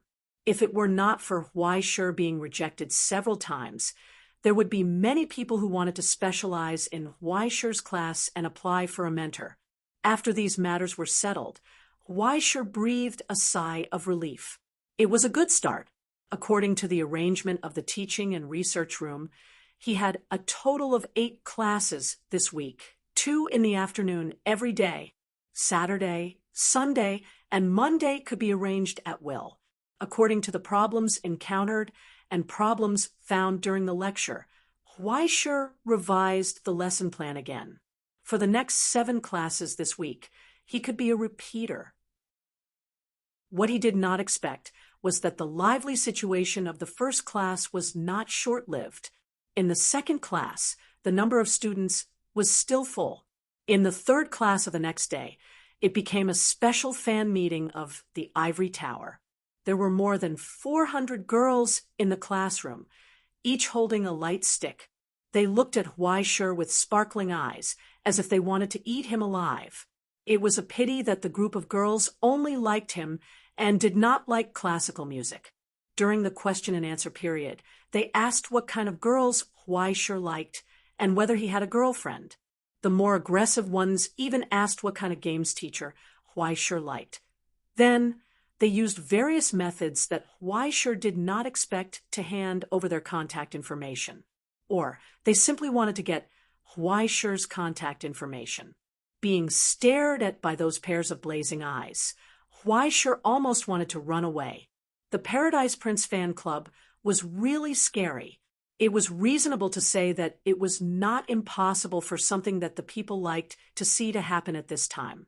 Unfortunately, under Huaishir's insistence, not only did he not leave any contact information, but he also rejected many fans' applications for electives. In order not to change the atmosphere of the classroom, he also specially left a large amount of homework for this group of fans. Huaishir, who was willing to love this class, was naturally very welcome. If they really just wanted to chase stars, then I'm sorry. Take this autograph photo, and we'll continue to be friends in the future. In order not to let the girls' fans turn against him, Huaishir signed until his wrist hurt. In addition, he sacrificed his body for many group photos. After a lot of persuasion, he finally sent the fans away. After all, they were students who could be admitted to the Ivory Tower, so they had the basic quality and accomplishment.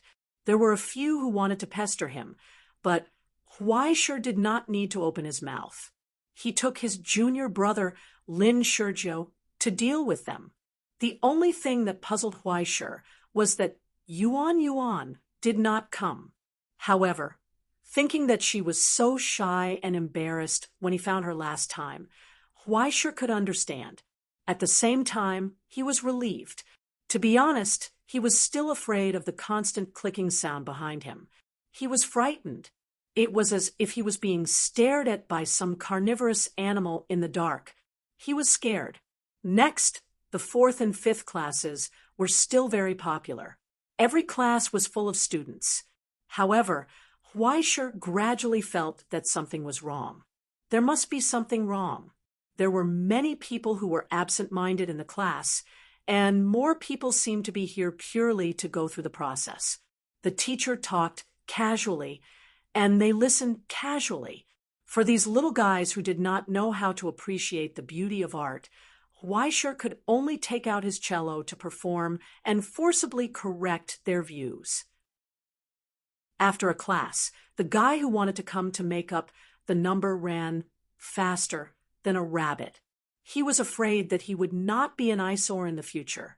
But in fact, the guy who wanted to slack off was not a problem. Which classroom did not have such people? It was nothing more than choosing a major subject and casually choosing a few elective courses that looked easy and simple. What bothered Huaishir even more was that when he walked into the classroom today, those students who looked indignant, angry, and hostile seemed to have a prejudice against Huaishir from the bottom of their hearts. After listening, he left. Even if some people listened and changed their view of Huaishir, there were still many people who did not have a good look on their faces throughout the whole process. Huaishir finally felt that something was wrong. After a class, Huaishir got up and picked up a broom to clean up the mineral water bottles and scraps left by those people. However, he saw a piece of paper covered with graffiti on the table. The graffiti on the paper was Huaishir himself. It had to be said that the painter had some skills. Just a few strokes were vivid. However, except for the head, There was a grotesquely deformed body below. The body was bare, and the meaning was not very elegant. To put it bluntly, it was just the most common, kind of ugly portrait of a teacher among primary school students. Huai-Shi pinched the piece of paper and could not help but frown. "Teacher, I've asked clearly."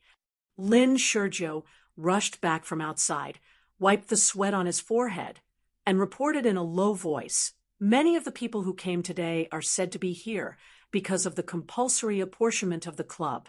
The higher-ups of the club stipulated that they must attend and take this class, which caused a lot of people to have feelings of resistance." Huai-Shi listened and nodded expressionlessly. "Anything else?" Also, Lin Shizhou hesitated for a moment, but in the end, he did not hide it. In the past 2 days, a lot of bad rumors about the teacher have spread widely among many student clubs. Generally, there is some hostility for no reason. However, there are also some clubs who admire the teacher very much. The 2 times have already caused a lot of unhappiness. However, I think that the situation is not as simple as it seems. It is very likely that they are trying to kill him by flattery, right? Huai-Shi reacted faster than Lin Shizhou. Even if he had never come into contact with these twists and turns before, after hearing Lin Shizhou's report and combining it with his observations in the past 2 days, he easily saw through the hidden sinister intentions behind it. Now, among the students, those who hated Huai-Shi did not really hate him, and those who admired Huai-Shi very much did not necessarily like him. Only the unfounded and unresolvable conflict between the 2 sides was the key. There was no doubt that someone wanted to use this method to make this matter bigger.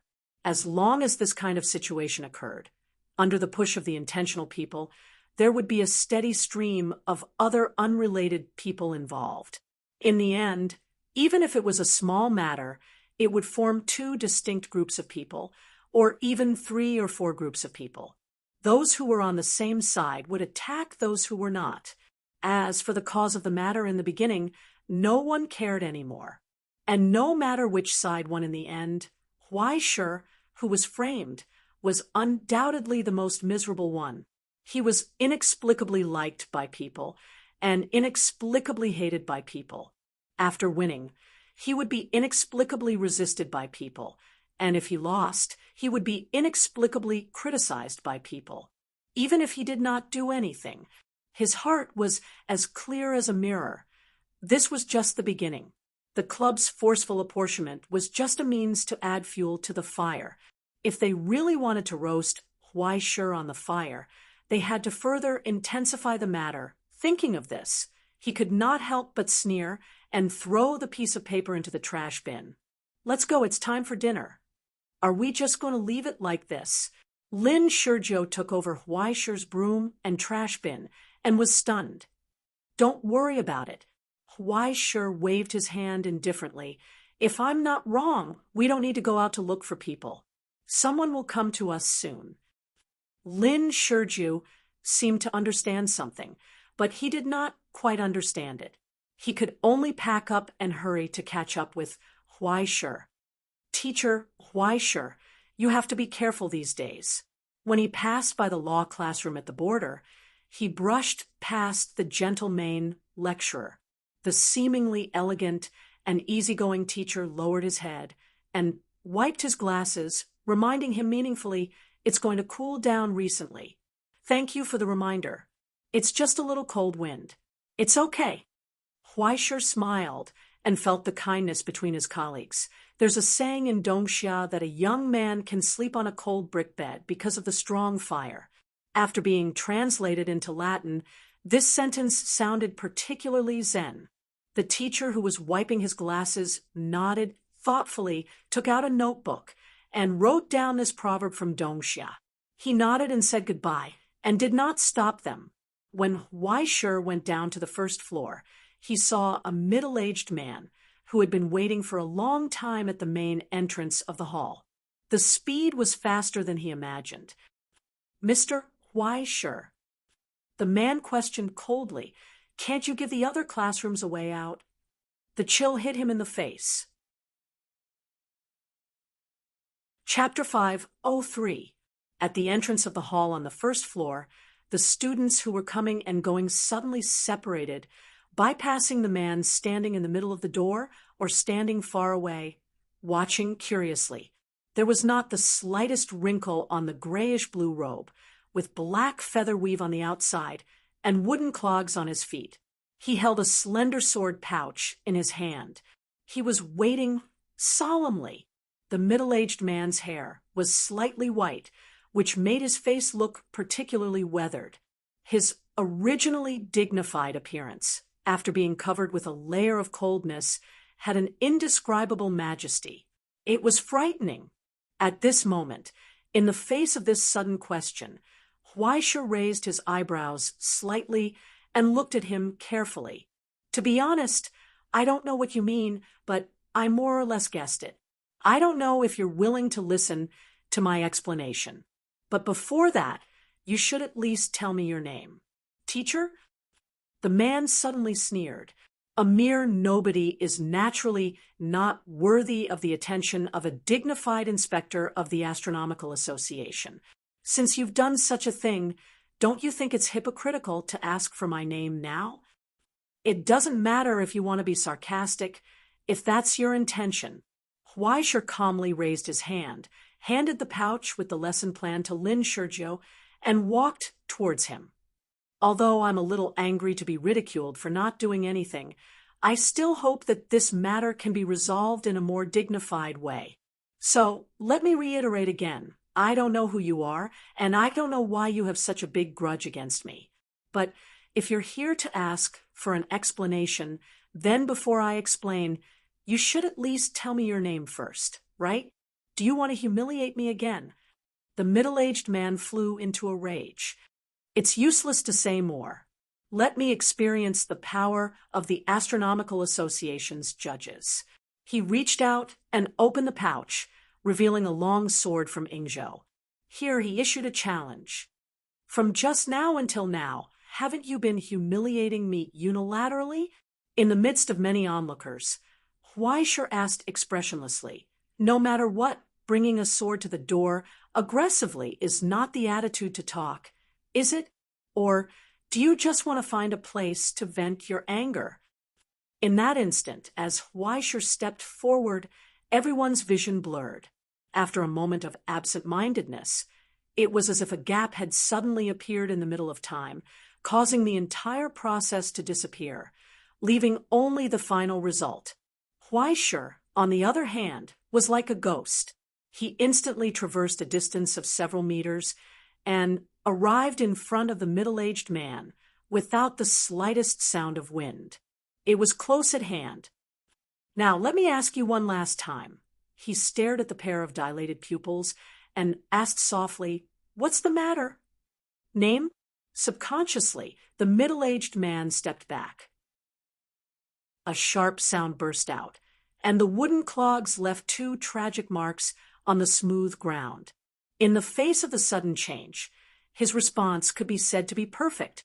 Moving as fast as lightning, he retreated 2 meters in an instant, almost breaking the glass on the back door. Finally, a safe distance was created between them. But when he raised his eyes, he found that Huaisha's face was still close at hand, and the genial smile had not changed at all. He could not help but feel his hair stand on end. His right hand on the hilt suddenly clenched with force. With the push of his left thumb, the steel in the scabbard whistled out. "Draw the sword." Then it came to an abrupt stop. "You can't." Huaisha raised his palm, and at some point it was already in front of the hilt. It was as if he had caught the weakness of the giant python in the hole, not allowing it to leave the scabbard. In this way, the blade was stuffed back into the scabbard inch by inch. No matter how the middle-aged man resisted, his face was ashen, and the palm that was pushing forward did not waver at all. It was not until the scabbard and the blade were joined together that a clear sound was heard. Huaisha took a step back, and his smile was still harmless. As if provoking him, he signaled him, "Come again." A wisp of angry red appeared on the man's ashen face. He took a step forward in front of Huaishur, slowly bent down, and got into a fighting posture. Like the bowstring of a longbow gradually being tightened, a terrifying tension gathered on his 5 fingers holding the hilt of the sword. He was ready to strike. Only a piercing chill spread out from the steel in the scabbard with a thirsty sound. The killing intent was piercing to the bone. There was no room left. This was a real duel between real swords. But Huaishur was still smiling, standing in the same place, and did not move. He just looked at him. In the gradually solidifying dead silence, only bean-sized beads of sweat slowly dripped from the warrior's forehead, soaking his collar and the broken floor under his feet. He did not move. Only the sound of the long sword in the scabbard became more and more shrill, so sharp that it hurt everyone's eardrums and rose crazily. In the end, in Huaishur's waiting, a cry of despair burst out. There was a shattering sound from the scabbard. The blade that was not out of the scabbard was broken in the scabbard. With the shattering of the long sword, the middle-aged man suddenly seemed to lose all his vitality. His face was pale, and he could no longer support his body. He staggered and fell to the ground. How could he not understand the gap between them? He was defeated without even drawing his sword. No, it should be said that until he completely failed, he did not have the courage to draw his sword in front of that pair of silent eyes. Fear for no reason arose from his intuition, absorbed his consciousness, and made him frozen in place, unable to move. "Yes, I have lost." The weary middle-aged man struggled to support his body with the scabbard and gasped for breath. "Today, I, Sasaki Kayomesa, came to humiliate myself. From now on, when I meet Mr. Huaishur, I will naturally retreat and not dare to have any entanglement." When he said this, his voice trembled slightly. His eyes were filled with extreme sorrow, and he was unable to control his emotions. He was on the verge of tears. He had to lower his head, stagger from the ground, and try to escape in embarrassment. But he heard a soft voice behind him. "Did I let you go?" Amidst the faint clamor, a deathly silence abruptly descended. The low words with unimaginable weight and chill made the hall freeze again. Sasaki Kayomesa froze in place. In the reflection of the glass door in front of him, he vaguely glimpsed the young man's reflection. It was fleeting like a bubble, and it was difficult to see the substance. But in a moment of trance, it seemed that there was endless darkness rising to the sky and swallowing everything. It formed a terrible vortex that made people's hearts palpitate. Under the cover of darkness, he finally realized the source of the fear in his heart. Beside him, 2 dark and ferocious shadows had appeared out of nowhere. One held a heavy red axe in both hands, as solemn and dignified as a priest. The dagger in the other shadow's hand was already pressed against his neck. He felt a piercing coldness. At this point, how could Sasaki Kayomesa not understand that from the moment he stood in front of Huaishur, his life was no longer in his hands? In the silence, Huaishur walked to his side and asked, "Sasaki-sensei, right?" "Yes." Under the erosion of coldness, Sasaki Kayomesa raised his head with difficulty and responded proudly, waiting for Huaishur's judgment. But after a short period of silence, Huaishur raised his head for meditation, but suddenly grinned and showed a warm smile. Darkness, ghostly shadows, frost, and death vanished in an instant. Only a face full of enthusiasm was left. "Sasaki-sensei," as if they were old friends at first sight, Huaishur grabbed Sasaki Kayomesa's hand and asked enthusiastically, "Have you eaten?" 2 hours later, in an Ingzhou characteristic izakaya in the Ivory Tower. "Excuse me, another bowl." Sasaki Kayomesa raised the empty bowl in his hand. Next to him, Lin Shurgio's eyes twitched. Looking at the dense piles of empty bowls and plates on the table, he didn't know where the rice bucket came from. "Give me a bowl, too." Huaishur also raised his hand and said, "By the way, give me a bottle of sake and fried chicken. What else do you want, Sergio? It's my treat. Don't be shy." "I'm full." Lin Sergio looked helpless, looking at the spectacular scene on the table. No matter how much he ate, he couldn't compare with these two foodies. Therefore, while waiting for the rice, the two of them began to chew on edamame and drink wine, as if they weren't the ones who had just fought. And Huaishur finally figured out the cause and effect. Sasaki Kayomesa was a ronin who lost his title. If there was a relationship between the two, there was a little connection between them. Before he lost his title, he was an official of the Rima family, and he was a retainer of the Rima family. Unfortunately, because of the struggle between Tianjin and Guojin, the Rima family completely turned to the general's side. The previous generation of the Rima family, who stood on the wrong side, was ordered to commit seppuku in the follow-up liquidation, and Sasaki Kayomesa changed from an 800-stone Chinese coach to a ronin, and he had no foothold in Ingzhou. If he was smart enough, he might be able to start a new business outside. But with Sasaki, who was a simple-minded fool, there was no way he could find a better place to stay. After wandering around for a few times, he finally sought the protection of the ivory tower and became an external teacher that could be seen everywhere. Simply put, he was a temporary worker. There were many people like him in the ivory tower. He couldn't get a formal contract, and he had no hope of getting his own permanent classroom.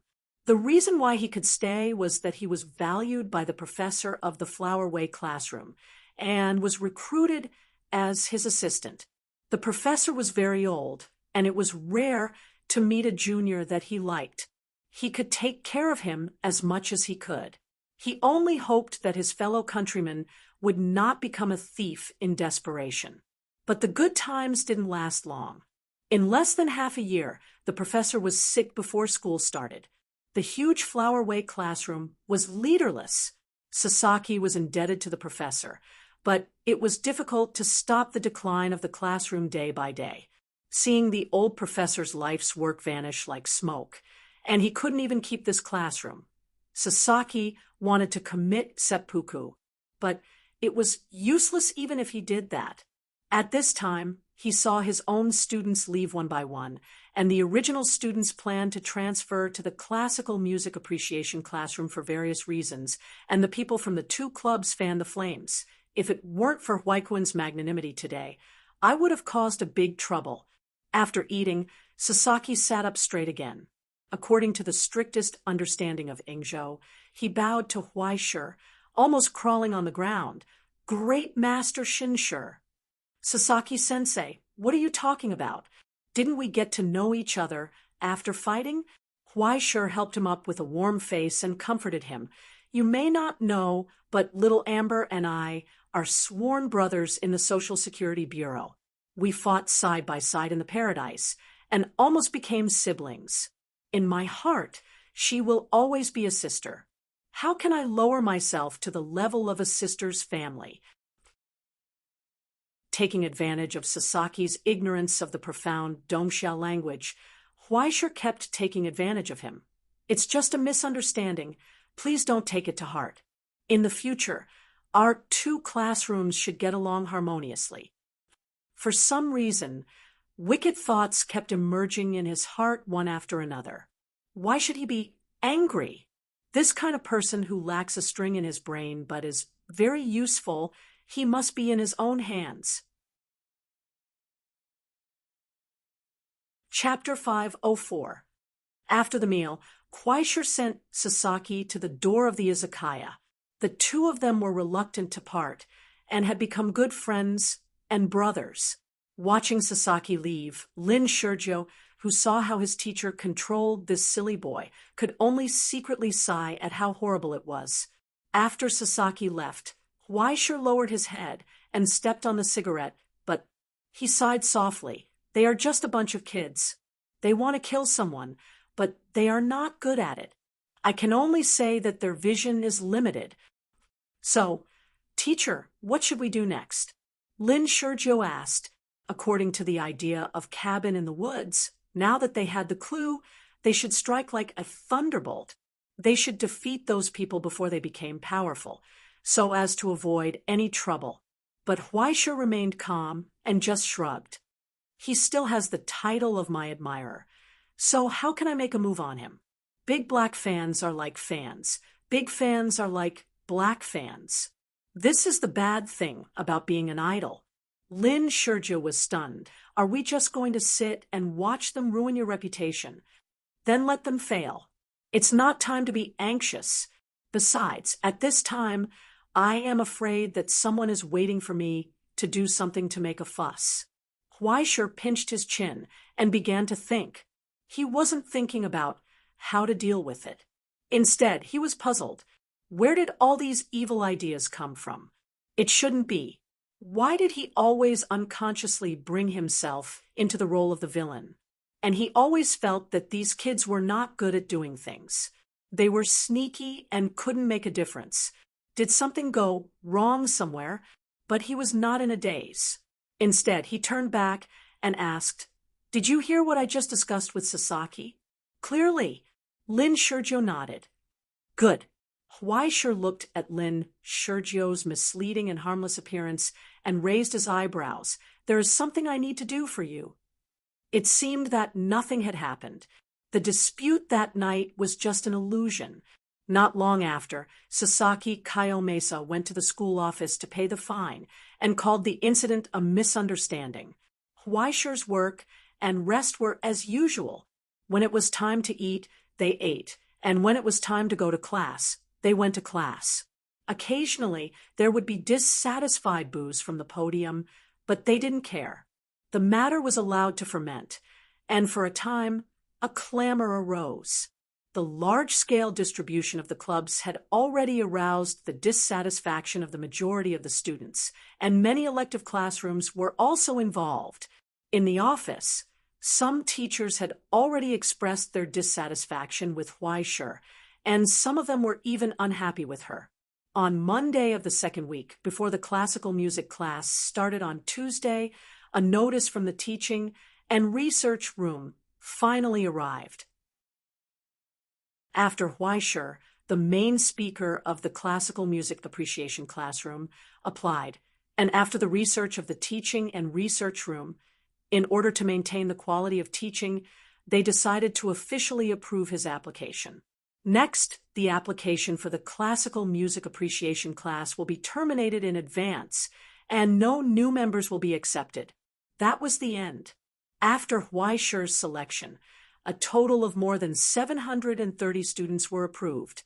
All of them were determined by Huaisha's performance in class and the degree of completion of homework. If you really liked this class but didn't have a foundation before, Huaisha wouldn't reject you.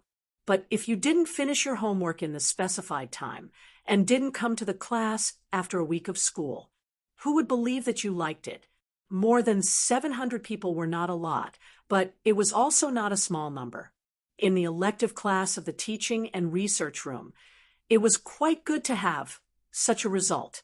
It was not dismal, but it was not to the extent that 1,000 or 2,000 people would be jaw-dropping. After Huaisha decisively chopped down with her blade, the situation suddenly became sluggish, and those who were still forcibly apportioning in the name of Huaisha and the members of the student union could only sit awkwardly in the surrounding time of doubt. After a short pause, the heated debate changed direction inconceivably. Huaisha was afraid under the anger of the public and wanted to calm the situation. Did he think it was over? In his dreams. He must stand up and apologize publicly. Otherwise, we will never agree. This time, after the brainless haters raised the flag, the original brainless fans didn't say anything anymore because the Paradise Prince fan club began to check people. Those who were in the name of Huaisha or claimed to be Huaisha's fans to apportionment, or those who were particularly active in the debate. There were more than 100 people in total. One by one, they verified the membership and surroundings, as well as the monthly support amount, as well as the ID and level in the fan group. No membership? Then what about the surroundings? If you didn't support, you should have joined the fan group, right? You can't afford a limited silver card, but you should have a bronze card that costs more than 200 yuan, right? You don't have anything? Then what kind of F***king fan are you? Are freeloaders worthy of saying love? Slap me. Under the spontaneous action of the fans, the efficiency of the skinning operation was frightening. After the skinning, it was discovered that more than 80 out of 100 of the active fans were freeloaders of unknown origins. Those brainless fans were brought back by the fan club to be re-educated, and the names, photos, and details of what the freeloaders had done were all exposed. They were posted on the Ivory Towers forum and became a hot topic. There were even members of the student union and connections among them. More or less, they were labeled as purebloods. Conspiracy theories, informants, and even people who wanted to muddy the waters kept appearing. For a time, there were melons everywhere, and the pace of the news, whether true or false, was simply too much to bear. At the same time, Whistler Fred's Morgan felt his claws go numb. It could be said that if you ride a tiger, you can't get off. As a pure-blooded, his conflict with Weischer didn't just come from wanting to help his cousin Martin get the only classroom slot this year. It was even earlier than that, as early as the incident on Stellaris. He had a total of 2 sisters and a younger brother. In the division of the Grand Duke, the part of Stellaris was the property that was prepared for him in the future. In the end, he didn't expect that when he was half a month away from adulthood, Stellaris would suddenly disappear. First, it was forcibly requisitioned by the Astronomy Society, then it became a battlefield and completely turned into ruins. Only a few carriages sunk into the sea, and there was no salvage value. And the instigators were Ai Qing and her direct subordinate, Weischer. Later, Ai Qing even viciously slashed his eldest sister. After that, his eldest sister spoke softly and weakly for a few months, causing him to not even dare to breathe loudly at home for fear of being unlucky. Especially later, according to rumors, Stellaris actually stored a part of the records of the Kingdom of Heaven, a complete set of the judgment of the underworld armor. And for so many years, the Fred family actually had a treasure mountain right in front of them, and they didn't even realize it. This matter was treated as a joke in his circle, and it embarrassed him for a long time. This accumulated anger completely erupted after he was refused a face-to-face meeting with Weischer, refusing a toast only to be forced to drink a forfeit. Originally, he had planned to compensate Weischer, but now he wanted to make this guy suffer. It would be best if he was chased out of the ivory tower with his face covered in dirt. But in the end, he didn't expect that Weischer would not only not jump into the hole he had dug, but he was about to bury himself. He was afraid that it wouldn't be long before his existence was exposed, and then he would lose face. He was now beginning to hesitate whether he should pay a price in exchange for Weischer not to kill them all. But thinking of his arrogant attitude that day, Morgan felt a surge of anger from the bottom of his heart. It shouldn't be said to be contempt, but to treat the name of the Howler, which he valued so much, and the Fred family, which he was so proud of, as dust. A temporary setback would only make him suffer for a few years, but if he backed down now, he would be ashamed of his weakness for the rest of his life. But now he didn't have any cards to play. He wasn't the head of the Fred family, and the purebloods in the teaching and research room weren't servants that he could order around. Or rather, it could be said that they had always been respectful towards these people. Those teachers wouldn't give face to a student like him, and they wouldn't agree to get involved in this kind of meaningless dispute. If he dared to make this request, Not only would the vice principal be angry, his elder sister would probably call to reason with him. Now, he had missed the best opportunity. When the debate was at its most intense, it wasn't that he didn't try to add fuel to the fire and make other clubs hate Huaishur. This included letting people use Huaishur's name to express contempt in the Comprehensive Martial Arts Club and passing on Huaishur's disdain to the Roman Swordsmanship Club. But the problem was that the biggest premise of the plan was that Fangda didn't match up to his position. If Fangda was just used to keeping a low profile, then all this effort was just to give him a chance to show off. Just like the Comprehensive Martial Arts Club. After the instructor heard this, he didn't fly into a rage. Instead, he was full of shame and turned back to the group of animals who were addicted to fitness.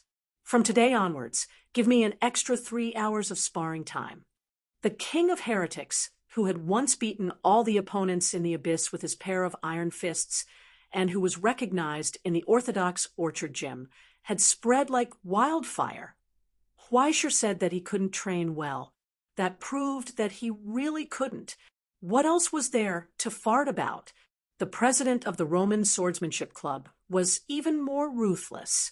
On the surface, he didn't change his expression, but after the discussion, he asked the messenger in a roundabout way, "May I ask when teacher Huaishur has time to give us some pointers on Roman dagger fighting?"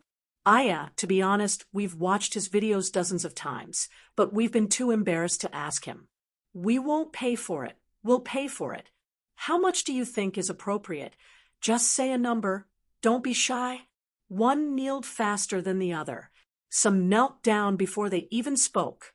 After Sasaki Kayomesa's sword-drawing jutsu couldn't even pull out his sword in front of Huaishur, the Ingzhou Swordsmanship Club also changed their direction. "Your instructor can't beat him, so what else do you want?" Moreover, after Sasaki Kayomesa turned around, he didn't know what happened, but he had already become Huaishur's bragging. She boasted about her poetry whenever she met people. Her charm was so outstanding that it made people's hearts flutter. Furthermore, her swordsmanship had already reached the pinnacle. She was humble and upright. She was truly an outstanding teacher and talent that was hard to come by in the ivory tower. It made one's head go bald. Just when Morgan was having a headache, there was suddenly a hurried knock on the door. "Not good, Morgan." The club member rushed in with a pale face. "They're at our door." Chapter 5:05. In the past few days, Huaishur sat still and let the rumors outside ferment. But in fact, the people who were really running around were in the cabin in the woods. Relying on his safe and harmless face, he mingled in various clubs and had already figured out who were really stirring up trouble. He had even written a list. Huaishur didn't do anything before, because even if the situation calmed down, there would still be a hidden source of trouble. It was better to wait until the situation was completely fermented and then remove the firewood from under the pot. After the torrent was removed, he would naturally know who was not wearing pants among the swimmers. At that time, it would be much easier to catch all of them than to leave a trail behind. Now that he had the evidence that they were spreading rumors and doing evil in his name, Huaishur would never be soft-hearted. Generally speaking, as long as this list was handed to the school affairs office, he didn't even have to do it himself. The school itself would give him an explanation. Maybe it would be the vice principal who did it. Whether they were his own people or not, he would still be happy to kill them. He would definitely give Huaishur a satisfactory answer. But killing the chicken to warn the monkey and killing all the monkeys were completely different. Who knew how many people were involved in it? It wouldn't do him any good to go too far. No matter how big the trouble was, they would just be expelled. It was better to have something on these people. Suddenly, he didn't know that his way of thinking was gradually becoming AI Ching. Huaishur walked, hummed a song, and found the first club in this way, the Ivory Tower Sprint Sports Meet. Then he saw the mess everywhere. There were groans and wails, as if Godzilla had swept through. The door was broken, the sports equipment inside was askew, and several students were lying on chairs and yoga mats with bruises and swollen faces, wailing. "Damn, what's going on?" Lin Shurjo poked his head out and was shocked. He immediately pulled Huai Shi to run away. "Teacher, let's go. They are framing us." It was still Lin Shurjo's natural instinct to commit crimes. If he didn't guess wrongly, this group of people must have deliberately made it look like this to frame them. But before they went out, they heard a voice of grief and indignation outside the door. "You guys are too much." A burly student with a walking stick and a cast on his arm and leg walked in with difficulty. When he saw Huai Shi and Lin Shurjo, he immediately became furious. Then tears of grievance flowed out of his eyes. "Didn't we already fight once? Why do we have to fight again? What the hell?" Huai Shi stood rooted to the ground in disbelief. "You fought. When did I ever hit you? So you still feel that it's not enough to vent your anger and want to do it again?" The president gritted his teeth. In the end, he threw away his crutches in grief and indignation and lay flat on the ground. "Go ahead and hit me. I trusted the wrong person and did the wrong thing. I won't beg for mercy." Lin Shurjo's face twitched. "Wait, today He wanted to say that he wasn't here to beat someone up, but when he touched the heavy weapon in his pocket, he was too embarrassed to say it. The other club members got up in pain and helped the president up from the ground. They looked at them in grief and indignation, but in the end, they stepped forward helplessly. "The president is dying. If you want to vent your anger, come and hit me." Why did they make it sound like they were the bad guys? Lin Shurjo was furious. When he was about to speak, Huai Shi pressed his shoulder. Of course, Huai Shi could tell that these people's injuries weren't caused by someone trying to extort them. Moreover, the person who did it was rather restrained, only breaking their arms and legs. "Mr. Huai Shi, please don't worry. Since we lost, we have to admit defeat." The president pushed the other club members away and walked forward. "Our sprint club has integrity. We won't make the same mistake again. Tomorrow, we will publicly apologize to you and clarify the misunderstanding. If you're still worried, we can sign another apology letter." Huai Shi and Lin Shurjo looked at each other. So, someone did come here in advance? He even forced them to agree to a public apology, write an apology document, and sign it? "Who came to you just now?" Lin Shurjo blurted out. "The second club, the basketball club, the third, the debating club, the fourth, the speech club, until the ninth club, the Ivory Tower Environmental Protection Association. All of them were beaten to the door. The better ones only had an arm or a leg broken. The worse ones even had their waists broken. Anyway, the infirmary was there. As long as they didn't die, they could be saved. At most, they would have to rest in bed for a month. All of them were forced to make a public apology, and after signing the apology letter, they swaggered off. One person, one sword, and one rank 2 sublimator. In just half a day, they broke through 9 clubs and rushed to the last one. See Fishing Club. Pure Bloods were famous in the school's clubs.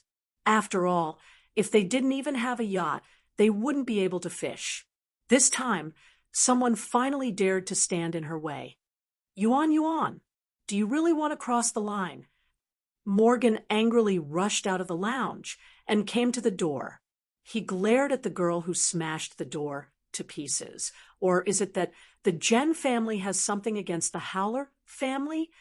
Yuan held the Mountain Lord greatsword that almost reached her shoulder.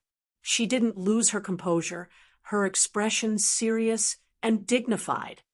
"Don't mention the family so easily, Morgan," she calmly said, "because I can represent the family and you can't." If I came here today as the Jen family's representative, I would definitely cut off your head. You should be glad. Huh, how awe-inspiring. The Jen family is so impressive. Morgan angrily laughed. Fine, I'd like to see how you can flatten my fishing club. When the time comes, you won't be the only one to offend. Likewise, amidst the tiger's roar, Yuan raised the Mountain Lord greatsword and aimed it at Morgan's pale face through the empty door in the middle. She said, I'm not the only one you've offended. The blade let out an angry roar, but then it came to an abrupt stop. A dagger suddenly appeared from the doorway and was lifted up. The tip of the dagger met the tip of Shanjun's sword and blocked it firmly. Then, behind the dagger, a middle-aged man wearing a felt hat walked out of thin air. He looked like an American cowboy. The instructor of the fishing club finally hurried over and stopped Yuan from using force in his club. Calm down, Miss Yuan. The middle-aged man, Jacob, said, What can't be solved by talking? I believe that if we sit down and talk, there will be a satisfactory outcome. Outcome? Yuan thought for a moment and tilted her head. A public apology, a letter of apology, and a broken arm. She glanced at Morgan and said, I want my left hand. Yuan, don't meddle in other people's business. It's not your turn to seek justice. Morgan was furious. What, do you fancy a pretty boy and want to? Before he could finish, a bolt of lightning whizzed over. It was so fast that Jacob didn't even have time to react. Thunder roared. As the roar spread, the sharp spear hovering in front of Morgan's nose showed its true appearance. A heavy and gorgeous trident was held in the young man's hand. It was right in front of Morgan's mouth. As long as he opened his mouth, he could taste the taste of iron. Morgan, if I hear another dirty word related to my cousin coming out of your mouth, prepare to say goodbye with your tongue. The young man smiled and softly made a conclusion. Yuan Zhao had accumulated a lot of murderous intent in the Social Security Bureau. Even if he was hung up and beaten by his cousin at home, when it came to the ability and skill of killing, Yuan couldn't compare with the experience points he had accumulated from his cousin. Besides, this was the first time he committed a crime. How could he be as quick as Yuan Zhao, who was a habitual offender? In the end, he still followed them. Even if he didn't want to stand up for why sure, he couldn't let his cousin be bullied by these guys. Besides, he glanced behind him. Isn't the main character already here? Just outside the gate of the Sea Fishing Club, at the end of the road, a bicycle suddenly appeared, followed by the sound of wind. At the gate, the bicycle braked neatly. It almost fell out of the forest cabin on the back seat. Can't we take a taxi, teacher? Lin Shurjo asked while rubbing his butt. Nonsense! How old are you to be extravagant and wasteful? Save as much as possible. Being thrifty and diligent is the way to run a household. Besides, you can exercise your body. Isn't it good? The young man on the bicycle retorted loudly. He raised his head and looked at the huge sea fishing club that was like a manor and the scene at the gate. He nodded. Yo, you're all here. The atmosphere became more and more dignified. It didn't relax because of his arrival. This made Huaisher begin to doubt those idiotic netizens. Didn't they say that if you said something at the end of your speech, you could blend in with the kids nowadays? Why didn't it work? Has everyone eaten? Huaisher propped up the bicycle and asked habitually. Before they responded, he reached out and patted Yuan on the shoulder. Thank you. Yuan froze for a moment and looked away in a panic. As for the original photo, he didn't see it. His gaze fell on Morgan's face. He couldn't help but pinch his chin and smile. Morgan's face faintly paled, and he couldn't help but take a step back. Jacob stood in front of him and stared at Huaisher's eyes. He asked, even though he already knew the answer, Teacher, Huaisher, what brings you here? The Sea Fishing Club doesn't welcome unrelated visitors. Are you here to register as a member? Unfortunately, my family doesn't have a boat, and I don't really know how to fish. Besides, it's too troublesome to fish. I prefer to use explosives. As he spoke, Huaisher created a round bomb out of thin air. It spun around his fingertips, sometimes turning into a square, sometimes into an icosahedron. Like dough, he flattened it and molded it into a lifelike middle finger, pointing it at Jacob. Finally, as Huaisher closed his palm, the bomb that was enough to blow the door to the sky instantly turned into origin substance and dissipated without a trace. In the silence, someone finally let out a sigh of relief. However, they heard Huaisher's cold voice. "I'm here for 2 reasons, he said. The first thing is that some bad things have happened between my classroom and my students these days." He stared at Jacob in front of him and asked with a faint smile, "Do you have any leads?" Chapter 506.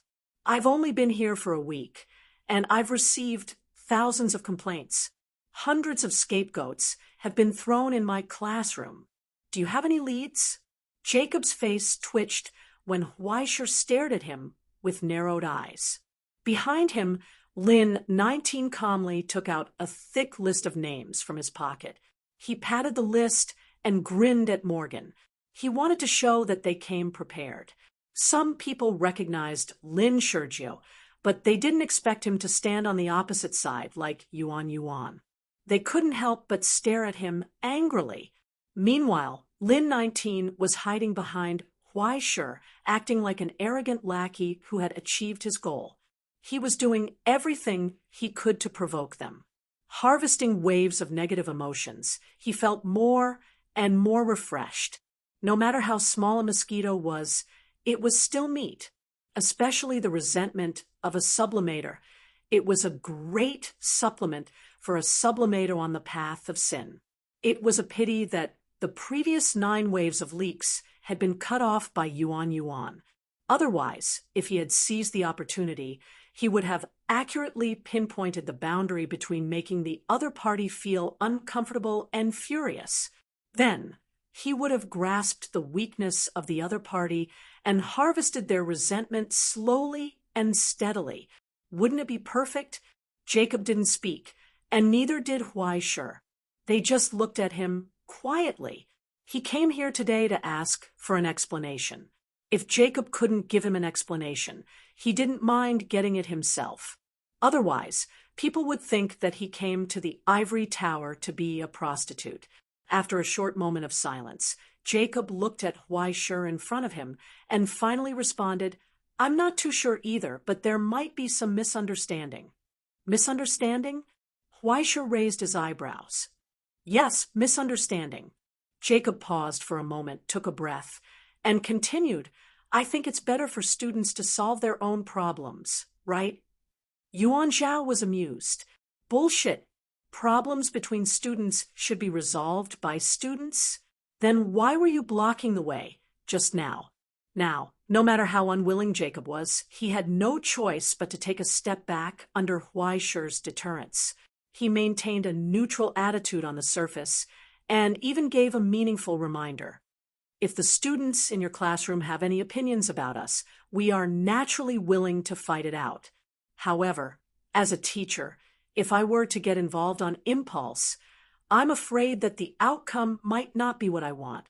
Hearing that, the students of the Sea Fishing Club behind him stood out without his order. They all looked burly and energetic, as if they already had rich experience in this kind of door-to-door matters.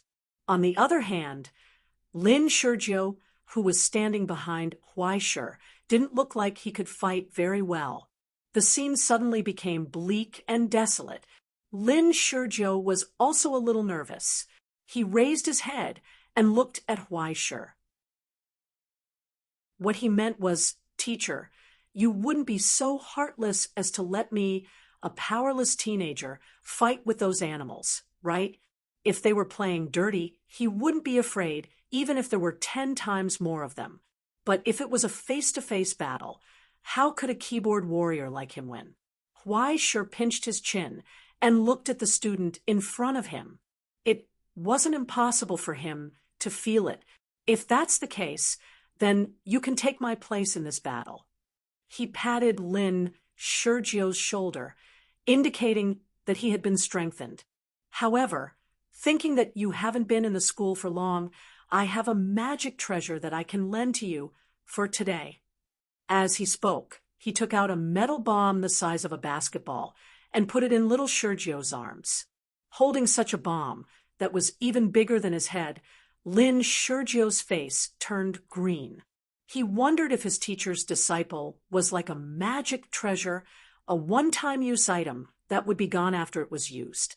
Soon, he found that his teacher's face was even greener than his. He was scared out of his wits. Jacob was stunned for a long time and couldn't help but cough twice. Teacher Huaishur, there's no need to use such a large-scale destructive weapon in a dispute between students. If something happens, that's true. Huaishur nodded and took the bomb back from Lin Shurgio's hands. Before anyone could breathe a sigh of relief, they saw him pull out an invisible axe that was burning with raging flames from the void and put it in Lin Shurgio's arms. Then this is for you. Fierce killing intent and anger spread out from the transparent axe blade, stinging everyone's eyes. Lin Shurgio subconsciously clenched his fist and immediately felt the snake transformation divine mark in his body crazily absorbing the endless anger on the axe blade, and a ferocious shadow appeared behind him. It was an indescribable surprise, a border relic that was evaluated to be at least above grade A, and even vaguely had the characteristics of a stigmata relic, and the outline of a ghost appeared inside. Holding it in his hand, a steady stream of inspiration and skills emerged in his mind, and in an instant he felt that he was omnipotent and that everyone in front of him was like a chicken or a pottery dog, unable to withstand a single blow. But the moment he held the axe of anger, Lin Shurgio revealed an unconscious, ferocious smile in front of everyone, and his eyes were scarlet red. Oh, so strong. He couldn't help but say, "Teacher, why sure, isn't this unfair?" Jacob frowned. Still not enough. Huaishur turned around and glanced at him unhappily, seemingly helpless. Fine, then let's change to another one. Without waiting for Lin Shurgio to object, he directly took the axe back. Then the ground suddenly trembled, and a heavy and ferocious hammer fell from Huaishur's hands.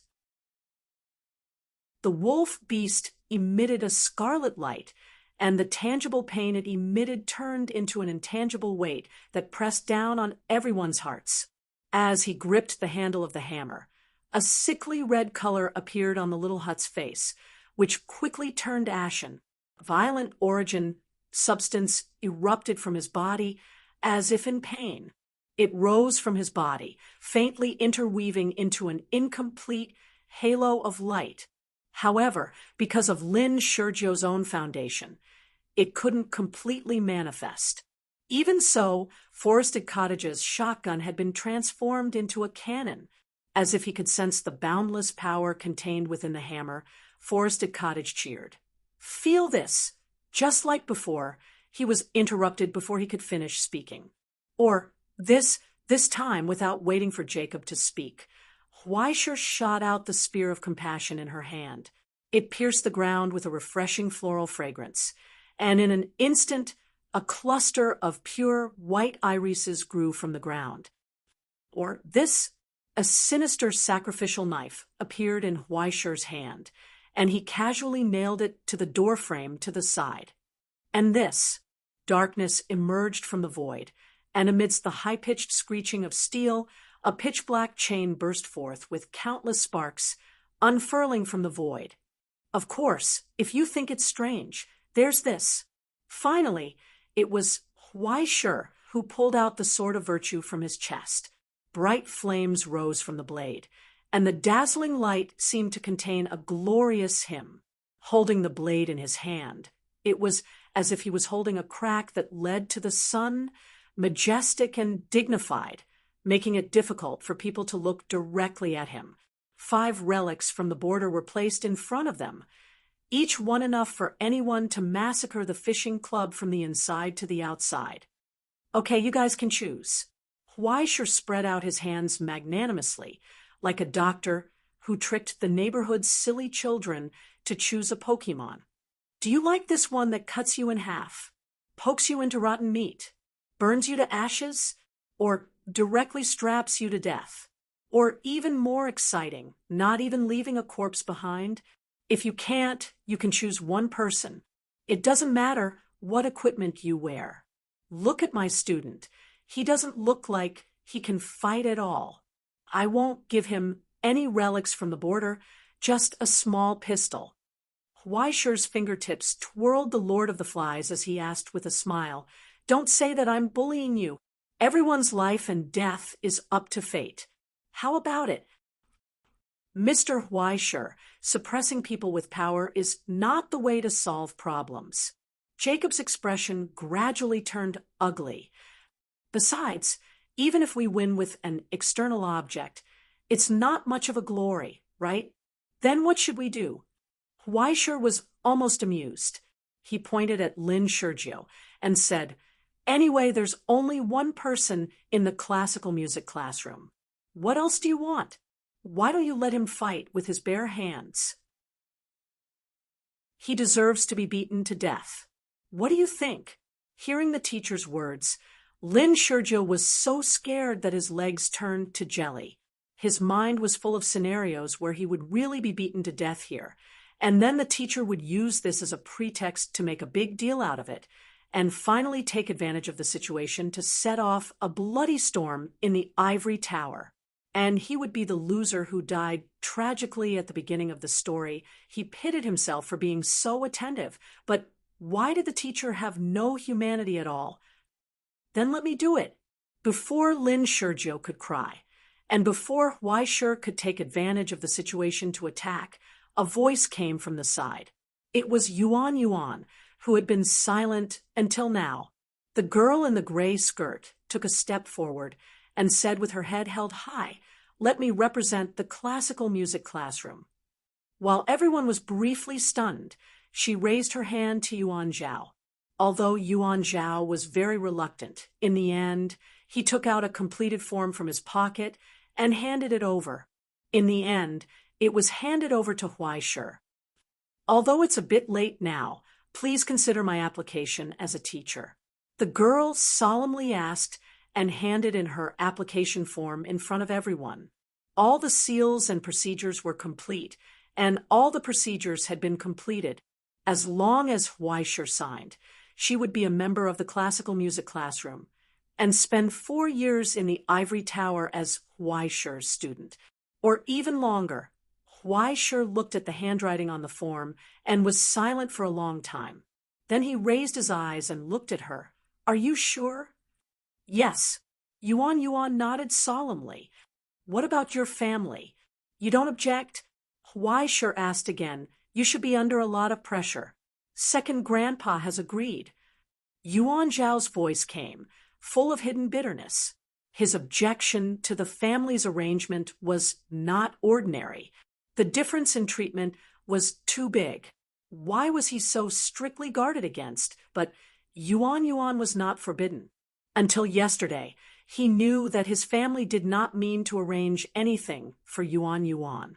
They really did not arrange anything. After knowing that Yuan Yuan wanted to chase stars, his family did not fly into a rage, but were moved to tears. Chase, she could chase anyone. My daughter has grown up, so she should be more lively. In college, she should learn something she is interested in and develop her hobby after school. I think classical music is good, much better than your fourth uncle who plays Suona all day long. As for Yuan Zhao, I heard that you wanted to skip class yesterday. Come here, die for me. No matter what, the Yuan clan's older generation's love and tolerance for their children was something that many other strict clans could not compare to. It was enough for Huaisher to feel how heavy this trust was. He was silent for a moment and asked seriously, "Have you decided?" Yuan nodded again, without any hesitation. Then Huaisher took out a pen from his pocket and signed his name in the signature column. Then, I accept your application as a teacher. Lin Shurju, next to them, was stunned. Incredible. No, why was it that they were all students, but why was the treatment so different? Why did he cry, make a fuss, and threaten to hang himself, but become happy and simple when it came to Yuan? Was the difference between a stinky man and a young lady so big?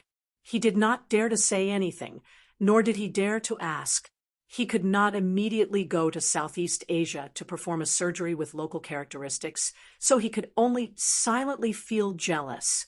He did not know why, but he suddenly felt that the days of being wronged like a little wife would be very long in the future. When Yuan stood in front of them again with the Shanjun sword in her hand, everyone found that, after a circle, things had returned to the original track.